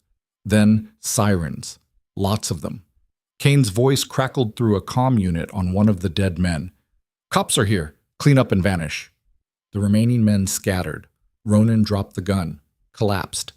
Alara caught him. Lowered him to the ground. Stay with me. Not going anywhere. Promise? His hand found hers. Squeezed. Promise. In the distance, red and blue lights painted the trees, and Alara held on to the man who'd burned the world for her, surrounded by bodies and blood and the wreckage of everything that had come before, and knew one thing with absolute certainty. There was no going back from this. They'd crossed every line, broken every rule, and now they'd have to live with what they'd become. Together. The paramedics arrived in a storm of flashing lights and urgent voices. Alara refused to let go of Ronan's hand, even as they loaded him onto a stretcher, even as one of them tried to pry her fingers away to check his vitals. Ma'am, you need to step back. No. The paramedic looked at Ronan, who nodded once despite the blood loss turning his skin the color of old paper. She stays. They didn't argue after that. The ambulance ride was 7 minutes of hell.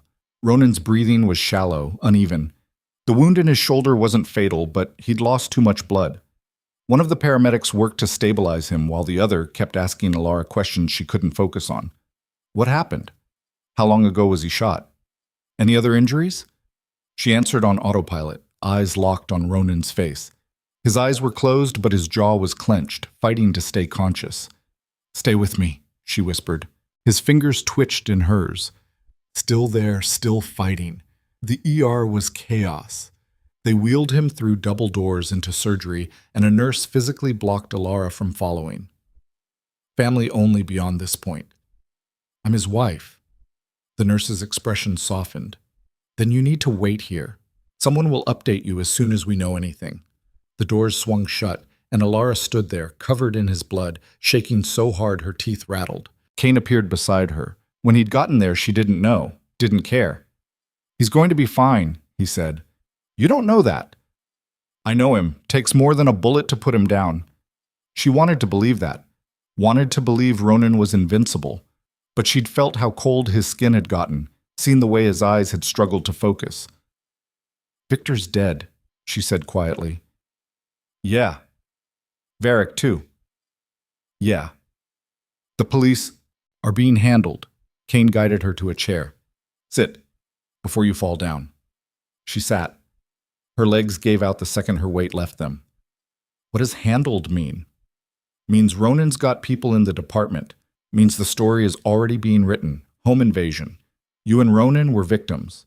Varric and his crew were the perpetrators. Self-defense all the way. And Victor? Kane's expression hardened. Collateral damage. Wrong place, wrong time. The lie tasted bitter, but Alara swallowed it anyway. What else could she do? Tell the truth? That her uncle had sold her, tried to help murder her husband, and gotten killed for his trouble? No. Some truth stayed buried. How many of Varric's men got away? She asked. None. She looked at him. None? We had people positioned in the woods. Anyone who ran got intercepted. His smile was cold. It's done, Alara. Varric's organization is finished.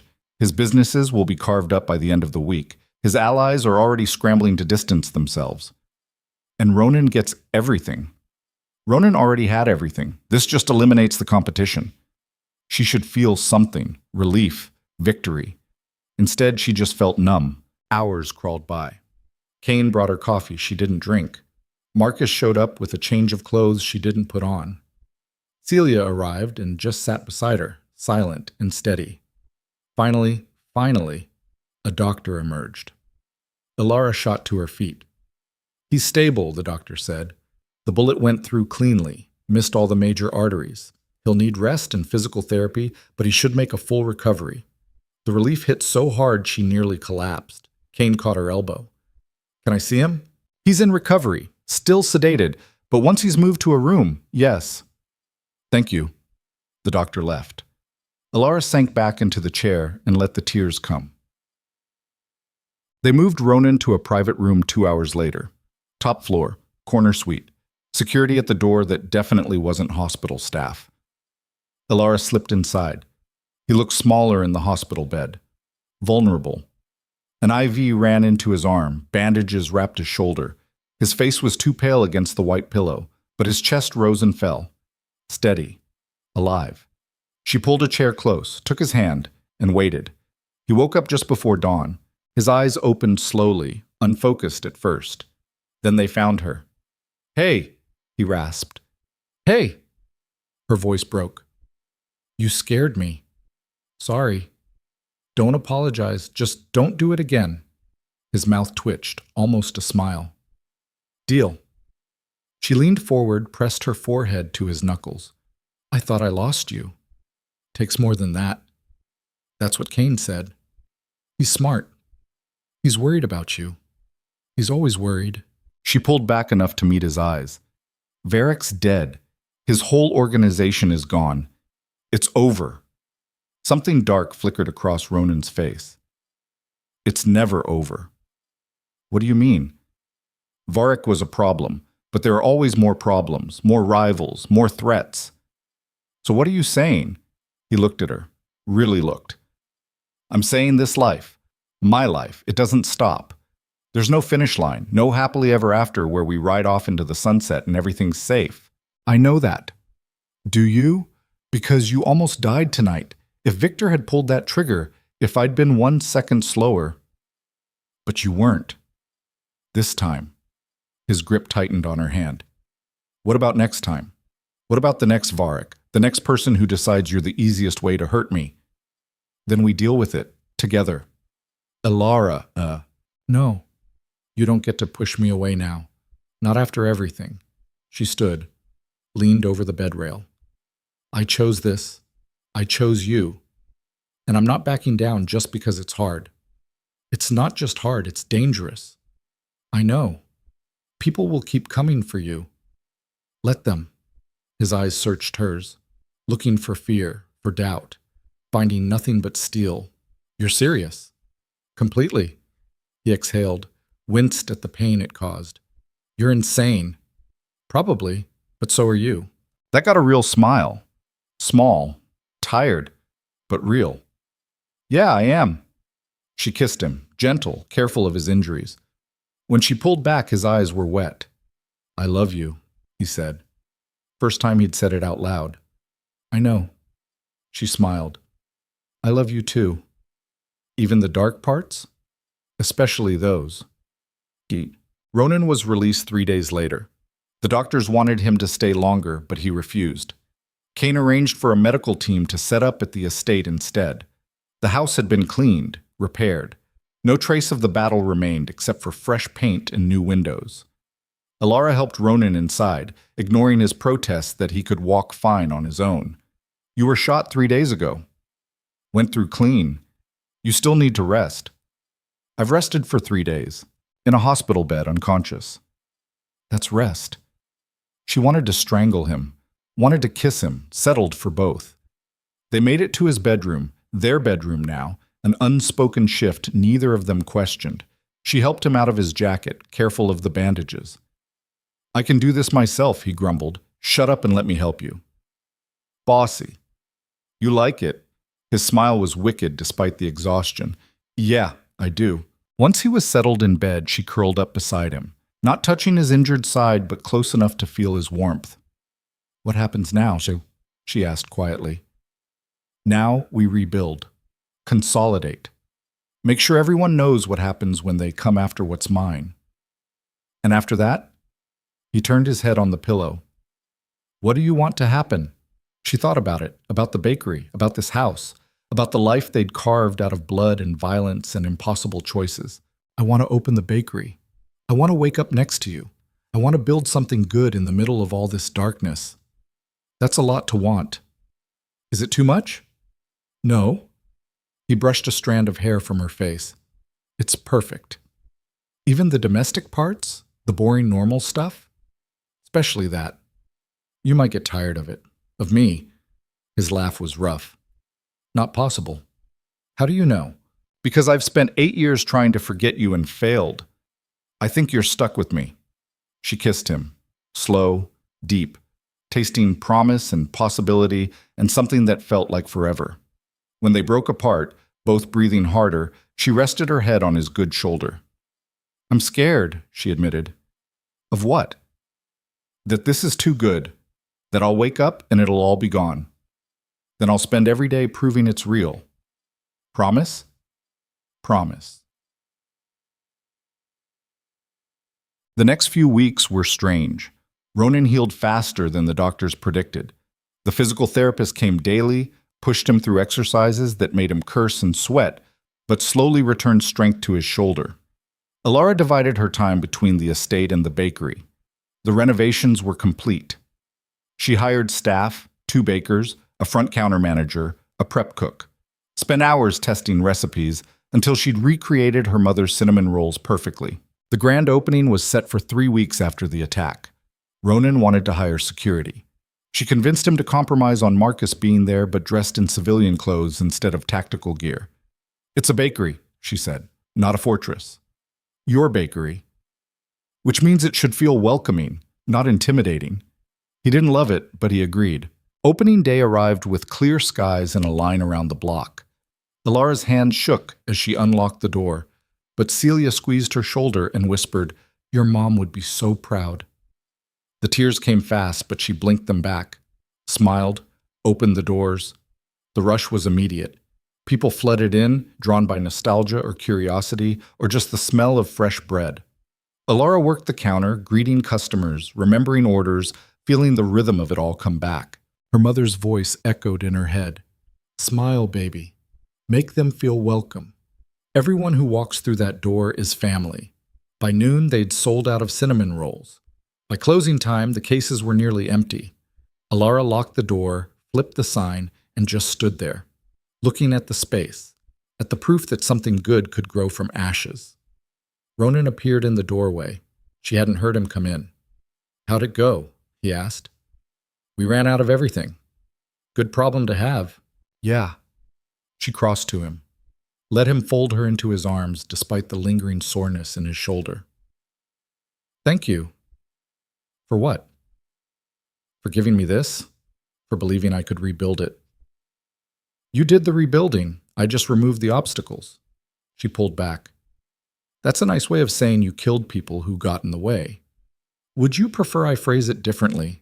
"No, I prefer you honest." His expression softened. "Then honestly? Watching you here, doing what you love, looking happy? That's worth every drop of blood spilled to make it happen."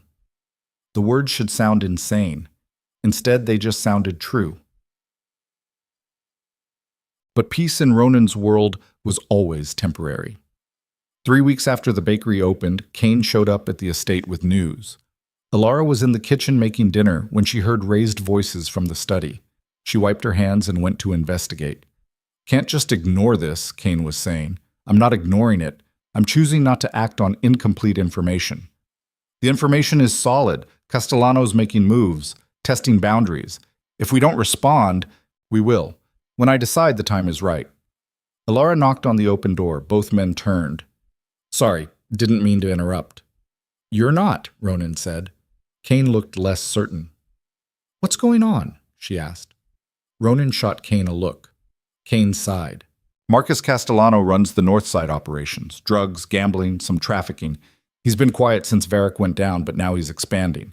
Moving into territory that was Varric's, territory that's technically open, but everyone knows Ronan has first claim. So he's challenging you. Essentially. What are you going to do?" "Meet with him. Make it clear that his expansion stops where my interests begin." "And if he doesn't agree?" Ronan's smile was cold. "Then we'll have a problem." Kane cleared his throat. "The meet is set for tomorrow night. Neutral ground, public place." "How public?" Alara asked. "A restaurant in the financial district, Castellano's choice. Lots of cameras, witnesses. He's smart enough to know Ronan won't make a scene somewhere that exposed." "But you don't trust him." "I don't trust anyone," Ronan said simply. After Kane left, Alara sat on the edge of Ronan's desk. "You're going to this meeting." "I have to. Even though it could be a trap. Especially because it could be a trap. If I don't show, I look weak.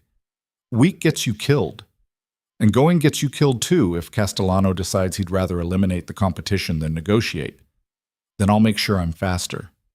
She hated this. Hated the casual way he talked about walking into danger. But she understood it. This was his world. These were the rules. "I'm coming with you." "Absolutely not." "Ronan, no. This is business. My business. You don't need to be anywhere near it." "What if he tries something? What if he's planning?" "Then Kane and Marcus will handle it. I've survived worse." That's not reassuring. He stood, crossed to her, cupped her face. "I know. But I need you safe. I need to know that if everything goes wrong tomorrow, you're still here. That's not fair. Life isn't fair." She wanted to argue, wanted to fight, but the look in his eyes stopped her. This wasn't about control. It was about fear. He was terrified of losing her. "Okay," she said quietly, "but you come back. That's non-negotiable. Deal." The next night, Alara paced the estate like a caged animal. Ronan had left 2 hours ago. The meeting was supposed to last an hour. It was already running long. She tried to distract herself, baked bread she didn't need, cleaned rooms that were already spotless, called Celia just to hear another voice. Nothing worked. Finally, her phone buzzed. "Ronan." "It's done. On my way back." Relief flooded through her. She typed back, "How'd it go?" A pause. Then, "We'll talk when I get home." That didn't sound good. 40 minutes later, his car pulled through the gates. Alara met him at the door. He looked tired, tense, but unharmed. "What happened?" "Castellano agreed to my terms. He'll stay north of 8th Street, won't touch any of Varick's old distribution networks. That's good. It would be if I believed him. Her stomach dropped. You don't?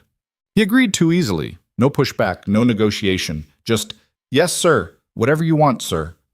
Ronan shrugged out of his jacket. He's planning something. What? I don't know yet, but he will make a move, and when he does, we need to be ready. Ready how? He looked at her. How much do you know about the way my operations actually work? Not much. You keep me out of it. That was intentional. The less you know, the safer you are legally. But if Castellano's coming for me, he might come for you first, which means you need to understand what you're protecting. Over the next hour, Ronan laid it out. The businesses, some legitimate, some fronts, the money, how it moved, where it went, who touched it, the people, allies, enemies, those who could flip either way. It was overwhelming. A web so complex she couldn't see all the threads. How do you keep track of all this? She asked. Practice. And paranoia. He poured whiskey, offered her a glass. She took it. The key is compartmentalization. No one person knows everything except me. That way, if someone flips or gets caught, the damage is contained. And me? Where do I fit? You don't. That's the point. Ronan, you're not part of the operation, Alara. You're what I'm building it for. The distinction mattered to him. She could see it. But if Castellano comes after me, I'm involved whether you want me to be or not. Then we make sure he doesn't get the chance. 2 days later, the bakery burned. Alara got the call at midnight. Fire department. The building was engulfed. They'd contained it, but the damage was severe. She and Ronan raced across the city. By the time they arrived, the flames were out, but smoke still poured from the shattered windows. The fire chief met them on the sidewalk. Arson, he said without preamble. Accelerant poured through the mail slot, lit from the outside. Whoever did this wanted to make sure it burned fast. Alara couldn't breathe. Her bakery, her parents' legacy, everything she'd rebuilt, gone. Ronan's hand found hers, squeezed, the only thing keeping her upright. Security footage? Ronan asked. His voice was ice. Cameras were disabled. We're checking neighboring businesses, but so far nothing useful. Thank you. Ronan's tone indicated the conversation was over. The chief left. Alara stared at the smoking ruin. It was Castellano. We don't know that. Who else? She turned. This is him, sending a message. If it is, then he just made a fatal mistake. The darkness in Ronan's voice should have scared her. Instead, it felt like vindication. What are we going to do? We're going to find proof. Then we're going to end him. The proof came 24 hours later. One of Castellano's men got sloppy, bragged to a bartender about the job. The bartender was on Ronan's payroll. By the time Kane brought the man in, bruised, terrified, begging, Alara had moved past grief into something colder. She watched through the one-way glass as Ronan questioned him. Who gave the order? I don't know, I swear. Wrong answer. Ronan's fist connected with the man's jaw. Blood sprayed. Castellano. It was Castellano. Why? To prove he could. To show you're not untouchable. Ronan hit him again. What else is he planning? I don't know, well, what else? The man broke. Sobbed out everything. Castellano was planning a full assault, going to hit Ronan's warehouses, his clubs, his shipments, going to cripple him financially and then move in for the kill. When it was done, Ronan left the room. Found Alara in the observation area. You shouldn't have watched that. I wanted to. He studied her face. You're angry. I'm furious. She met his eyes. He burned down my parents' bakery. He destroyed the one thing I had left of them. So yes, I'm angry. Good. His smile was savage. Then you'll understand what I'm about to do. The War Council was larger this time. Every lieutenant, every soldier. 30 men packed into Ronan's study, all armed, all ready. Alara sat in the corner. Ronan had tried to send her away. She'd refused. We hit him tonight, Ronan said. All of it. Every business, every safe house, every asset. We burn his empire to the ground and leave him with nothing. He'll retaliate, someone said. Let him try. By the time he organizes a response, he won't have the resources or the manpower. What about his political connections? Gone. I've already made calls. Every cop, every judge, every councilman he owns will be looking the other way tonight. Kane stepped forward. Teams? Ronan divided them up. 3 teams. Separate targets. Simultaneous strikes. Rules of engagement? Marcus asked. Anyone who fights back, put them down. Anyone who runs, let them. I want Castellano alive if possible, dead if necessary. The men nodded, filed out to prepare. Ilara stood. I'm coming. Every head turned. No, Ronan said. Yes. Ilara, he burned down my bakery. I have a right to be there when you take him down. It's too dangerous. I don't care. They stared at each other, battle of wills. Finally, Kane spoke. Let her come. Ronan's head snapped toward him. What? She's right. It's her fight too, and keeping her here won't keep her safer. If anything goes wrong and Castellano sent men here, he wouldn't. You didn't think he'd burn down a bakery either. The words hit home. Ronan's jaw worked. Fine, but you stay in the car with Marcus. And if I say run, you run. Deal. They moved out at 2 a.m. 6 vehicles. 30 men. Ilara rode with Ronan and Marcus in the lead car. The first target was a warehouse on the docks, Castellano's main drug processing facility. They came in fast. No warning, just overwhelming force. The doors blew off their hinges. Ronan's men poured in. Gunfire erupted. Ilara stayed in the car like she'd promised, hands clenched in her lap, watching through the windshield. Men ran out. Some Castellanos, some Ronans chasing them. Then, an explosion. The warehouse went up in flames. Heat washed over the car even from 50 yards away. Marcus grabbed the radio. Report. We're clear. Building's lost, but everyone's out. Casualties? 3 of theirs, none of ours. Ronan emerged from the smoke like something out of a nightmare. Covered in soot, eyes hard. He slid into the back seat. Next target. They hit 2 more locations. A club. A gambling den. Both burned. Both emptied of Castellano's people.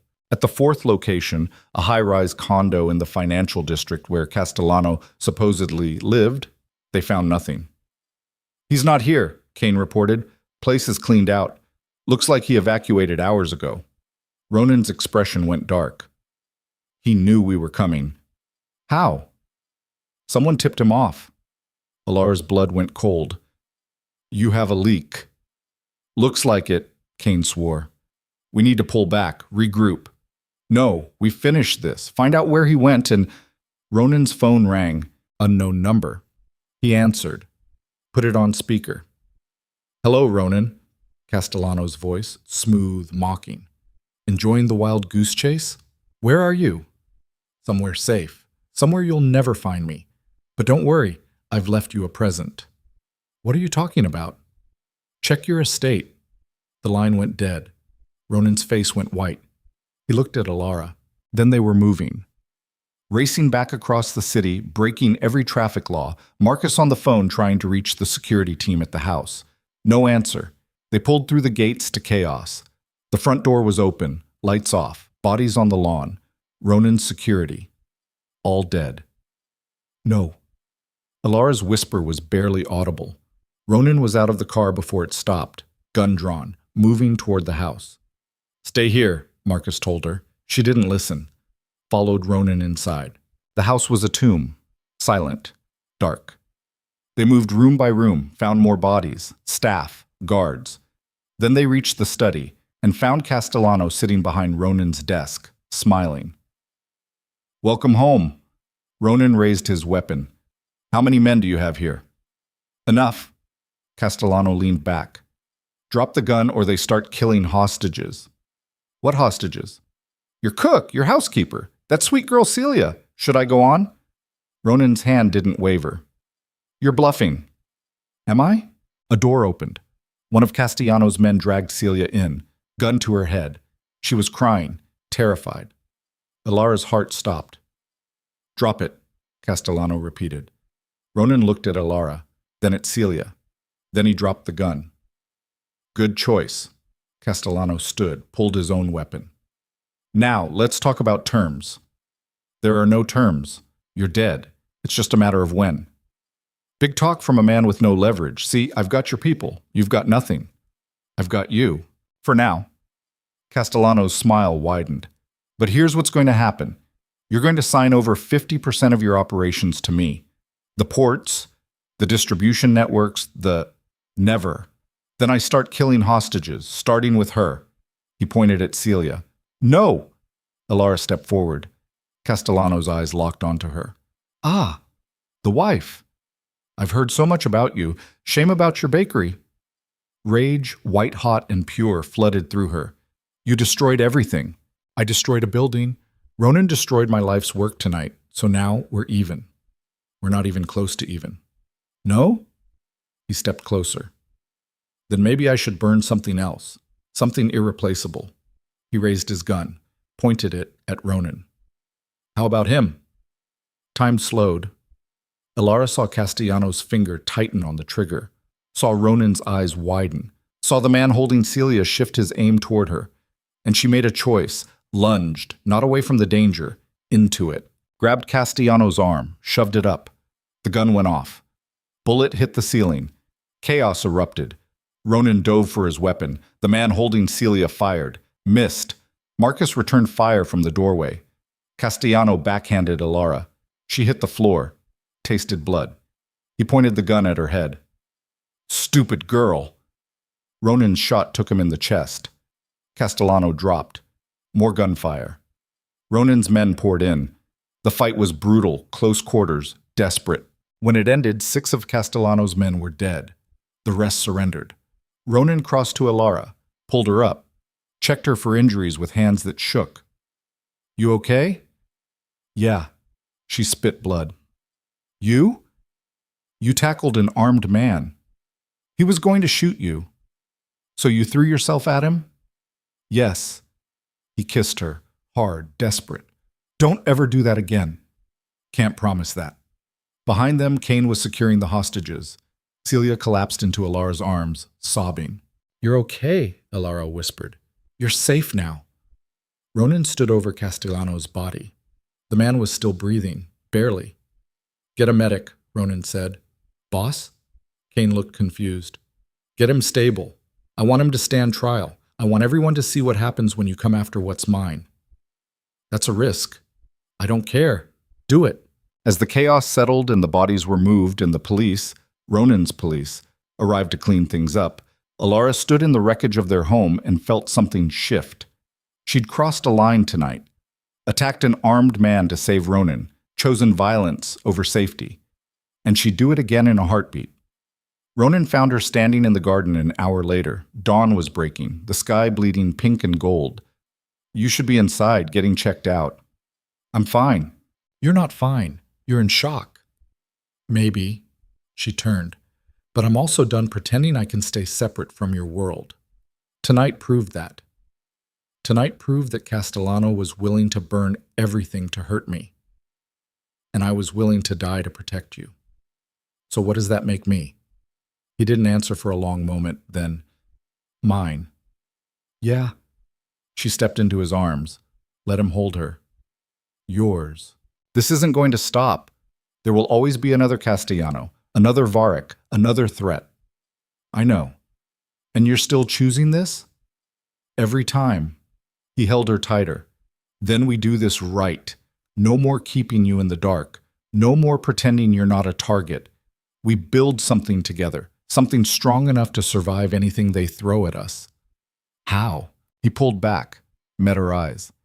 We get married, again, publicly. We make it clear to everyone that you're not just my wife. You're my partner. We build an empire together, one where no one ever questions your place at my side. You want me in the business? I want you everywhere I am, always. The weight of it settled over her. Not a burden, a crown. Okay, she whispered. Okay? Yes. Let's build an empire. He kissed her as the sun broke over the horizon, painting the ruined garden in gold. And somewhere in the wreckage, in the blood and smoke and sacrifice, something new was being born. Something fierce, something unstoppable, something worth fighting for. The trial lasted 6 weeks. Marcus Castellano sat in a courtroom downtown, flanked by lawyers who cost more than most people made in a lifetime, and pled not guilty to 17 counts including arson, attempted murder, racketeering, and conspiracy. The prosecution laid out a case built on testimony from his own men, the ones who'd survived the assault on Ronan's estate and decided saving their own skin was worth betraying their boss. Alara attended every day of it. She sat in the gallery, 3 rows back, and watched Castellano try to maintain the illusion of power. Watched him smirk at witnesses. Watched him whisper to his lawyers like this was all some minor inconvenience. And she watched that smirk fade a little more each day as the evidence piled up. On the stand, one of his former enforcers described in clinical detail how Castellano had ordered the bakery burned, how he'd laughed when the man reported back that the building had gone up like kindling, how he'd said Ronan Hale needed to learn that nothing he cared about was safe. Alara's hands clenched in her lap until her nails drew blood. Ronan sat beside her, silent and still. His shoulder had healed, but he still favored it slightly when he thought no one was looking. The scar would be permanent, a reminder carved into flesh. When the verdict came back, guilty on all counts, Castellano's mask finally cracked. He stood when the judge read the sentence. 25 years to life. No possibility of parole for 15. His eyes found Ronan across the courtroom. "This isn't over," he mouthed. Ronan's smile was cold as winter. "Yes, it is." The bailiffs led Castellano away in handcuffs. Alara watched until he disappeared through the doors, watched until the courtroom emptied, watched until it was just her and Ronan and the weight of everything that had brought them to this moment. "You okay?" he asked quietly. "I don't know." She looked at her hands, at the half-moon cuts her nails had left. "I thought I'd feel something. Relief, victory, something." "And you don't?" "I feel empty." He took her hand, pressed his thumb against the cuts. "That's normal. You spent weeks holding your breath. Now you can finally exhale." "Is that what this is?" "Yeah." He helped her stand. "Come on. Let's go home." Hokyo. Home had been rebuilt, the bodies removed, the blood scrubbed away, the bullet holes patched and painted over. But the ghosts remained. Alara felt them every time she walked through the foyer where Celia had been held hostage. Every time she passed the study where Castellano had sat behind Ronan's desk like he owned the place. The staff had been replaced, new security hired, new protocols implemented. Kane had overseen it all with the kind of ruthless efficiency that made Alara grateful he was on their side. But the house felt different now. Heavier, like the walls themselves remembered what had happened. 3 days after the verdict, Alara stood in the kitchen making coffee and realized she hadn't been to the bakery in 2 months. The thought hit like a fist. She'd been so consumed with the trial, with healing, with just surviving, that she'd let the one thing that mattered slip away. Ronan found her standing there, mug forgotten in her hands, staring at nothing. "What's wrong?" "I haven't been back." He didn't need to ask where. "You weren't ready." "I'm not sure I'll ever be ready." "Then we'll go together, today." "Ronan, no arguments. Get your jacket." Well, the bakery was worse than she'd imagined. The fire had gutted the interior, charred beams, melted equipment, the smell of smoke still clinging to everything despite 2 months of ventilation. But the bones were intact, the walls, the foundation, the skeleton of what it had been. Alara stood in the center of the ruined space and felt something crack open in her chest. "I can't do this again," she whispered. Ronan's arm came around her shoulders. "You don't have to." "Yes, I do. If I don't rebuild, he wins. Castellano. Everyone who's tried to destroy me, they win. Then we rebuild. It's too much. The cost. The time. I don't—" Her voice broke. "I don't know if I have it in me." He turned her to face him, hands on her shoulders, eyes locked on hers. "You are the strongest person I've ever met. You survived being sold, survived a shipyard ambush, survived a home invasion where you tackled a man with a gun. You think rebuilding a bakery is going to break you?" "This is different." "How?" "Because this was my choice. The marriage, the violence, all of it that happened to me. But the bakery? That was mine. That was the one thing I did for myself, And watching it burn, tears spilled over. It felt like losing my parents all over again. His grip tightened. Then we make sure it's the last time you lose anything. You can't promise that. Watch me. The reconstruction took 4 months. Ronan brought in the best contractors, had the space gutted down to the studs and rebuilt from scratch. New ovens, better than the originals. New floors, new everything. But he didn't make decisions without her. Every choice, every detail he brought to Alara. Made her part of it. Made it hers again. She picked tile that reminded her of her mother's kitchen.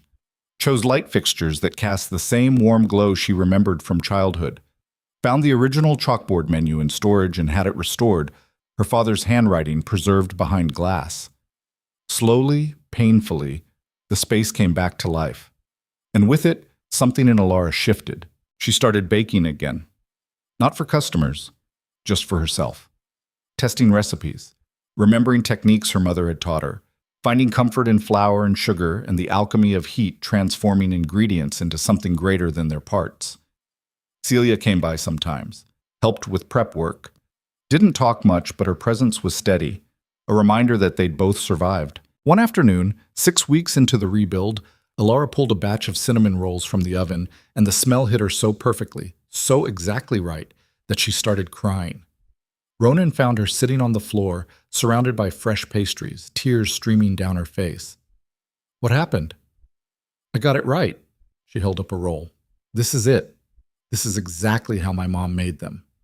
He crouched beside her, took the roll, tasted it. His eyes closed. That's incredible. Yeah? Yeah. He pulled her close. She'd be proud of you. I hope so. I know so.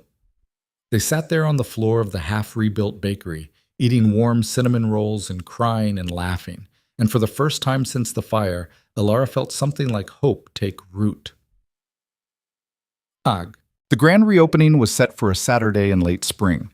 Alara spent the week before in a state of controlled panic, hiring staff, stocking ingredients, running through checklists with the precision of someone planning a military operation.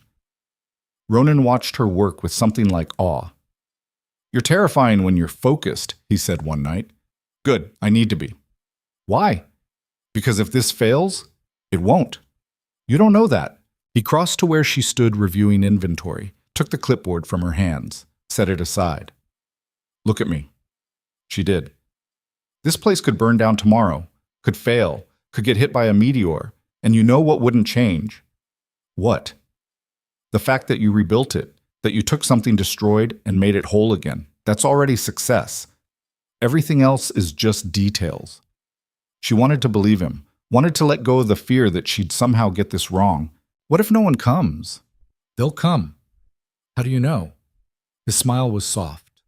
Because I've tasted your cinnamon rolls. Trust me, they'll come. Opening day arrived with clear skies and a line that wrapped around the block.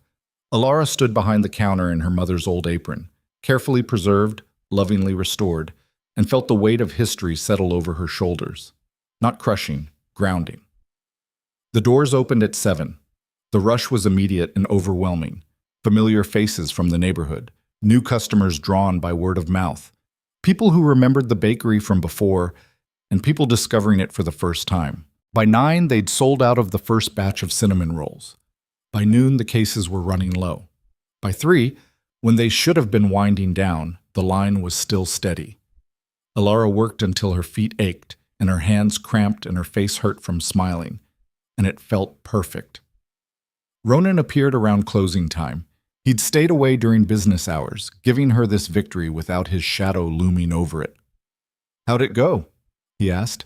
She just handed him the cash register total. His eyebrows rose. I know. In one day? I know.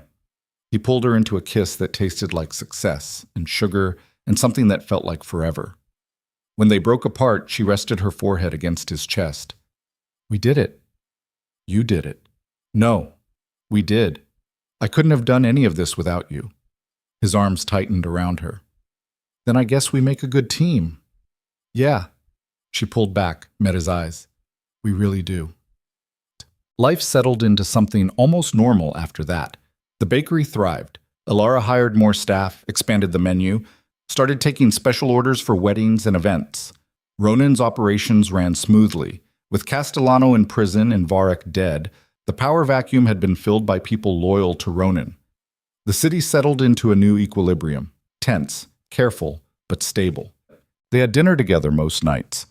Real dinners, not hurried meals between crises. Talked about mundane things. The bakery's new supplier, renovations to the east wing of the estate, whether to get a dog. It was domestic and ordinary, and Alara loved every second of it, but she knew better than to mistake peace for safety. 6 months after the bakery reopened, Kane brought news that shattered the illusion. "We've got a problem." Alara looked up from the bread dough she was kneading. Ronan set down his coffee. "What kind of problem?" "Legal. The DA's office is opening an investigation into your business dealings. They're calling it a racketeering case, but it's broader than that. They're looking at everything." Ronan's expression didn't change. "Who's pushing it?" "New DA. Just got elected. Ran on a platform of cleaning up corruption. Apparently you're Exhibit A." "How deep is the investigation?" "Deep. They've got federal resources, FBI involvement. This isn't local cops we can redirect. This is serious." Alara wiped flour from her hands. "How serious?" Kane met her eyes. "Prison serious? For both of you if they find what they're looking for." The air left the room. "Both of us?"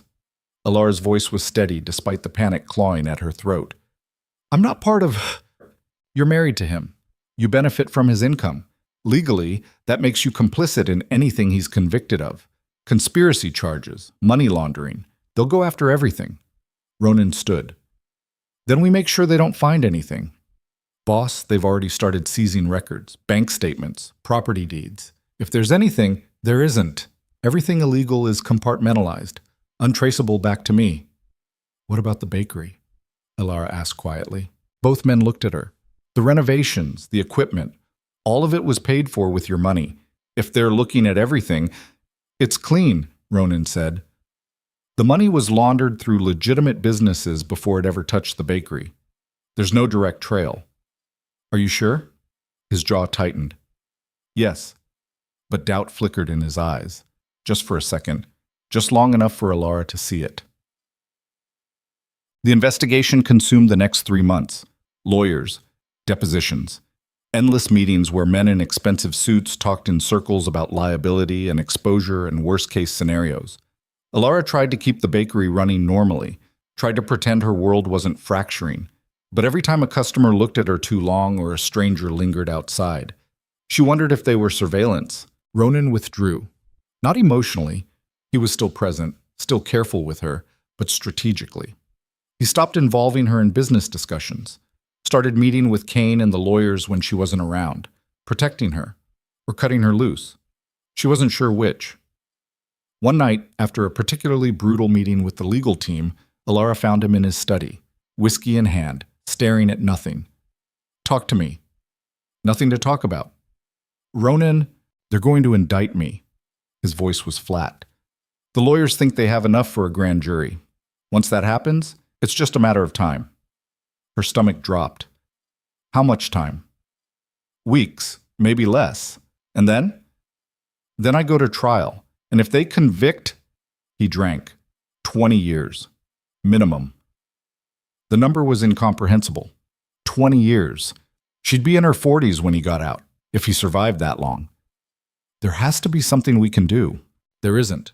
Not without turning on people. And I won't do that." "Why not?" His eyes met hers, hard. "Because the second I flip, I'm a dead man, and so is anyone I care about." The implications settled over her like a shroud. "So you're just going to let them—" "I'm going to fight. I'm going to use every legal resource I have. But I'm also going to prepare for the worst." "Which is?" "Prison. For a very long time." She crossed to him, took the glass from his hand, set it aside. "I'm not letting that happen. It's not your choice. Like hell it isn't. You think I'm going to stand by while they destroy you, after everything we've been through?" "Alara, no, we're in this together. You said that, so if you go down, I go down with you." "That's exactly what I'm trying to prevent." Then find another way. There is no other way. She grabbed his face, forced him to look at her. Then we make one. Guac. The solution came from an unexpected source. Victoria Cross. The woman whose husband Ronan had killed, who'd warned Alara about him months ago in the bakery. She showed up at the estate 2 weeks before the grand jury was set to convene. Security almost turned her away, but Alara told them to let her in. They met in the library. Neutral ground. Victoria looked older than Alara remembered, tired, but her eyes were sharp. "Why are you here?" Alara asked. "To offer you a deal." "What kind of deal?" "The kind that keeps your husband out of prison." Ronan appeared in the doorway. "You've got 30 seconds to explain before I have you thrown out." Victoria didn't flinch. "I have evidence, financial records, communications, proof that the new DA's office has been taking bribes from one of your competitors to build this case." Silence. "Why would you help me?" Ronan asked. "I'm not helping you. I'm helping her." Victoria looked at Alara. "My husband was a lot of things, most of them bad, but I loved him. And when he died, I spent years blaming you, hating you, wanting you to suffer the way I suffered. And now I've watched you for months, watched you rebuild that bakery, watched you testify against Castellano, watched you stand beside this man even when it would have been easier to walk away." Her voice softened. "You're not the monster I wanted you to be. You're just someone trying to build a life in impossible circumstances, and I'm tired of feeding my grief by destroying that." Alara felt tears burn.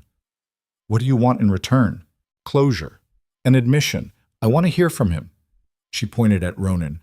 "That my husband didn't deserve what happened to him." Ronan's jaw worked. Long moments passed. Finally, he didn't. "Say it like you mean it." "Your husband was trying to save himself by destroying others. I understand that. I've done it myself. But I also understand that desperation doesn't make someone evil. It makes them human. And I took that from him. From you. I'm sorry." Victoria's eyes glistened. She pulled an envelope from her purse, handed it to Ronan. "Everything you need is in there. Use it carefully."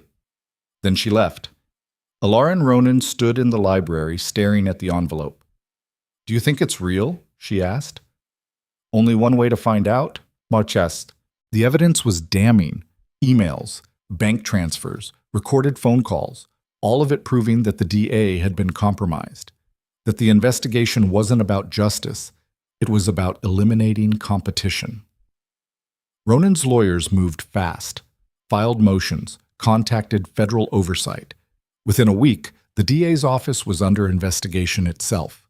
The grand jury was postponed, then canceled. Within a month, the DA had resigned. The case against Ronan fell apart. When the final dismissal came through, Alara was at the bakery. Ronan called her from the lawyer's office. "It's over." She had to sit down. "Really over?" "Really over." "Oh my God." "Yeah." He laughed, sounded half drunk on relief. "Come home. I want to celebrate with you. I'll close up early." "Alara?" "Yeah?" "I love you." The words still hit like the first time. "I love you too." The celebration was quiet. Just the two of them. Wine. Takeout from the Thai place Alara loved. The kind of normal that felt revolutionary after months of legal warfare. They ate in bed, plates balanced on their laps, talking about nothing important. When the food was gone and the wine bottle empty, Ronan pulled her close. "I never thought I'd have this," he said quietly. "Have what?" "This. You. A life worth protecting instead of just surviving." She traced the scar on his shoulder, the permanent reminder of how close they'd come to losing everything. "Do you ever regret it? Everything that happened to get us here?" He thought about it. "I regret that you got hurt, that your bakery burned, that you had to see the worst parts of my world. But do I regret meeting you, protecting you, building this with you?" He kissed her forehead. "Never. Even if it means you can't go back? Can't be the person you were before?"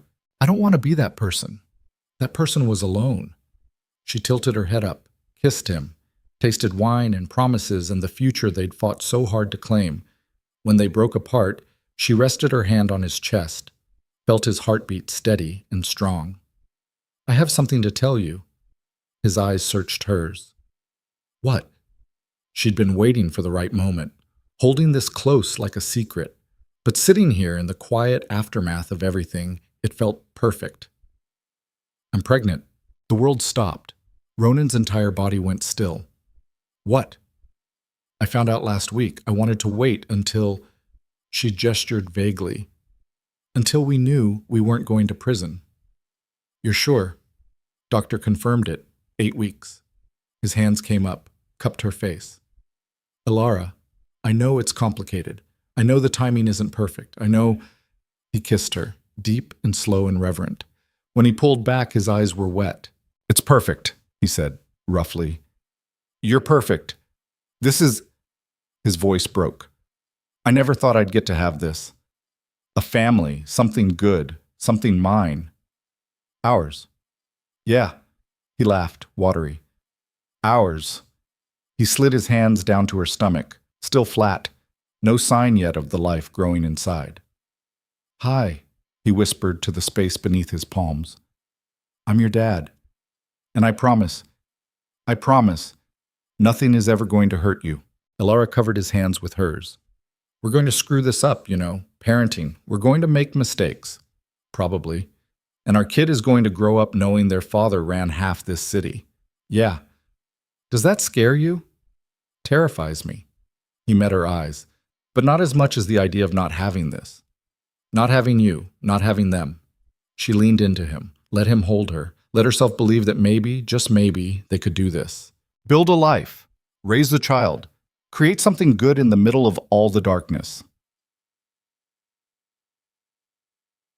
The months that followed were strange and wonderful. Elara's body changed.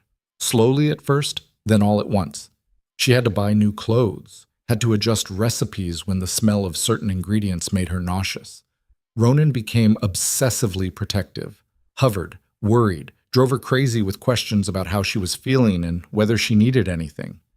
"I'm pregnant, not dying," she told him one afternoon when he tried to stop her from carrying a bag of flour. "I know. But you're also carrying my child. So humor me." She rolled her eyes but let him take the bag. The bakery continued to thrive. Elara trained her staff to handle more of the day-to-day so she could step back as the pregnancy progressed. It was hard, letting go of control, but necessary. Ronan's operations stabilized. He'd restructured after the legal nightmare, made everything cleaner, more legitimate. Not clean enough to pass a forensic audit, probably, but clean enough to avoid another investigation. They turned one of the spare bedrooms into a nursery, argued about paint colors and furniture, ended up with soft gray walls and a crib that looked like something out of a fairy tale. Celia helped decorate, hung curtains and organized tiny clothes with the kind of enthusiasm that made Elara tear up. "You're going to be a great mom," Celia said one afternoon as they assembled a changing table. "I hope so." "You will be. You've already proven you can protect what matters." Elara thought about the shipyard, about tackling Castellano, about every impossible choice that had brought her here. "Yeah," she said quietly. "I guess I have." Gee. The baby came 3 weeks early. Elara's water broke during the morning rush at the bakery. One second she was frosting cupcakes, the next she was doubled over, liquid soaking through her jeans. Her staff moved fast. Someone called Ronan. Someone else called an ambulance. Celia held her hand and told her to breathe. By the time Ronan arrived, face pale, moving faster than she'd ever seen, the contractions were 4 minutes apart. "I've got you," he said. "I've got you." The ambulance ride was a blur. The hospital. The delivery room. Pain that felt like being torn in half. And through all of it, Ronan never left her side, held her hand, let her scream at him, told her she was doing great even when she was pretty sure she was dying. 14 hours after her water broke, their daughter was born. Small, perfect, screaming her lungs out. The nurse placed her on Elara's chest and the world stopped. She was real. This tiny, furious, beautiful thing. All fingers and toes and possibilities. Ronan touched her head with shaking fingers. "Hi," he whispered. "We've been waiting for you." The baby stopped crying, looked at him with unfocused eyes that somehow seemed wise. And Alara watched this man, this killer, this protector, this impossible person she loved, absolutely melt. "What's her name?" the nurse asked. They'd argued about names for months, never quite agreed. But looking at her now, Alara knew. "Sarah," she said. "After my mother." Ronan's eyes met hers. "Sarah Voss Hale." Perfect. The first weeks were chaos. Sleepless nights, endless diaper changes, learning to feed and burp and soothe a tiny human who seemed determined to never sleep more than 2 hours at a time. But beneath the exhaustion was joy, pure and uncomplicated. Ronan took to fatherhood like he'd been waiting his whole life for it, changed diapers without complaining, walked the floor at 3 a.m. singing off-key lullabies, stared at Sarah like she was the most miraculous thing he'd ever seen. "You're good at this," Alara said one night, watching him rock their daughter back to sleep. "Am I?" "Yeah, natural." He looked down at Sarah's sleeping face. "I keep waiting to screw it up." "You won't." "How do you know?" "Because I've seen you fight for what you love, and you love her." "I love you both." He looked up. "More than I ever thought possible." "Even when we're both crying at 2 a.m. for no apparent reason?" "Especially then." She crossed to him, wrapped her arms around both of them. This family they'd built from ashes and violence and impossible choices. "We did it," she whispered. "Did what?" "Made something good." He kissed her temple. "Yeah, we really did." Sarah's first birthday arrived faster than seemed possible. They threw a party at the estate. Small, intimate, just the people who mattered. Kane showed up with a stuffed bear bigger than the baby. Marcus brought books. Celia made a cake shaped like a teddy bear that was almost too beautiful to cut. And Alara stood in the middle of it all, surrounded by people who'd become family, watching her daughter smash frosting into her face with gleeful abandon, and felt something she'd never expected to feel again. Contentment. Not happiness. Not quite. Happiness was too simple for what this was. This was deeper, more complex. The knowledge that she'd survived hell and come out the other side with everything that mattered. Ronan found her in the garden after the party wound down. Sarah was asleep in her crib. The house was quiet. "You okay?" he asked. "Yeah." She leaned into him. "I was just thinking." "About?" "About how far we've come. How different everything is from that day in the lawyer's office." "Regrets?" She thought about it, really thought. "No," she said finally. "I wouldn't change any of it, because changing even one thing might mean we don't end up here." "Here? Together. With her. With this life." He pulled her closer. "I used to think I didn't deserve good things. That someone like me, someone with my past, didn't get happy endings. And now? Now I think maybe we make our own endings. We choose what we fight for, what we build, what we protect.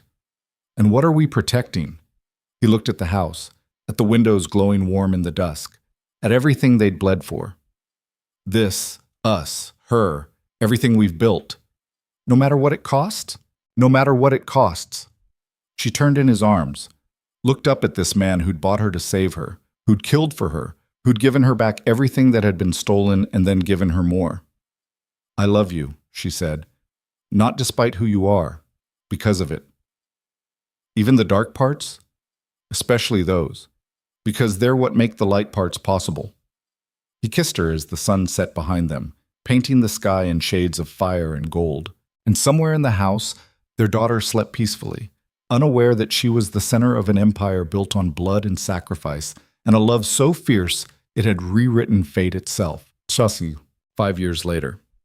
The bakery had expanded to 3 locations. Alara ran them all with the same fierce dedication she'd brought to rebuilding the first. Sarah started kindergarten. Bright, curious, completely unaware that her father was one of the most powerful men in the city. Ronan had gone increasingly legitimate. Not completely. You couldn't erase decades of history overnight, but enough that the worst of it was behind them. They'd bought the house with blue shutters, Alara's childhood home, restored it, turned it into a community center that offered job training and resources for people trying to rebuild their lives. Victor's betrayal, her parents' legacy. All of it transformed into something that helped instead of hurt.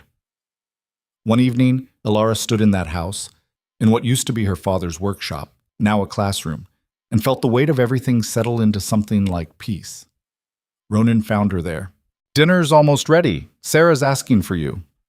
"I'll be right there." He stepped inside, looked around at the space they'd created.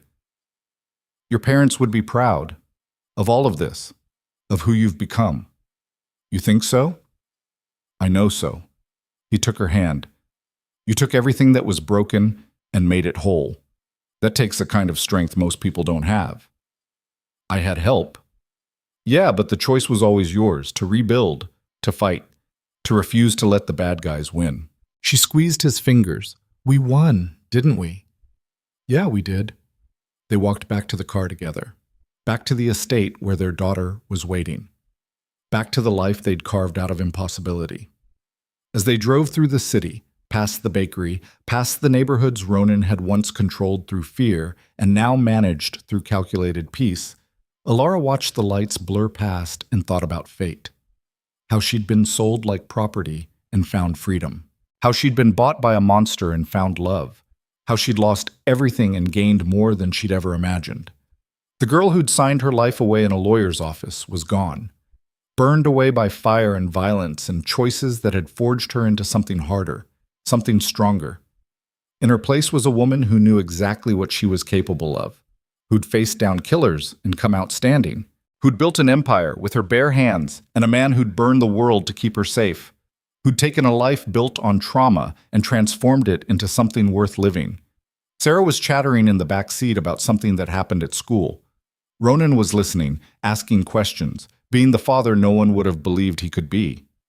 And Ilara sat beside him, hand resting on the seat between them where he could reach it, and knew with absolute certainty, this, right here, right now, this imperfect, complicated, beautiful life, this was everything. Not the ending she'd expected, but the one she'd chosen, and that made all the difference.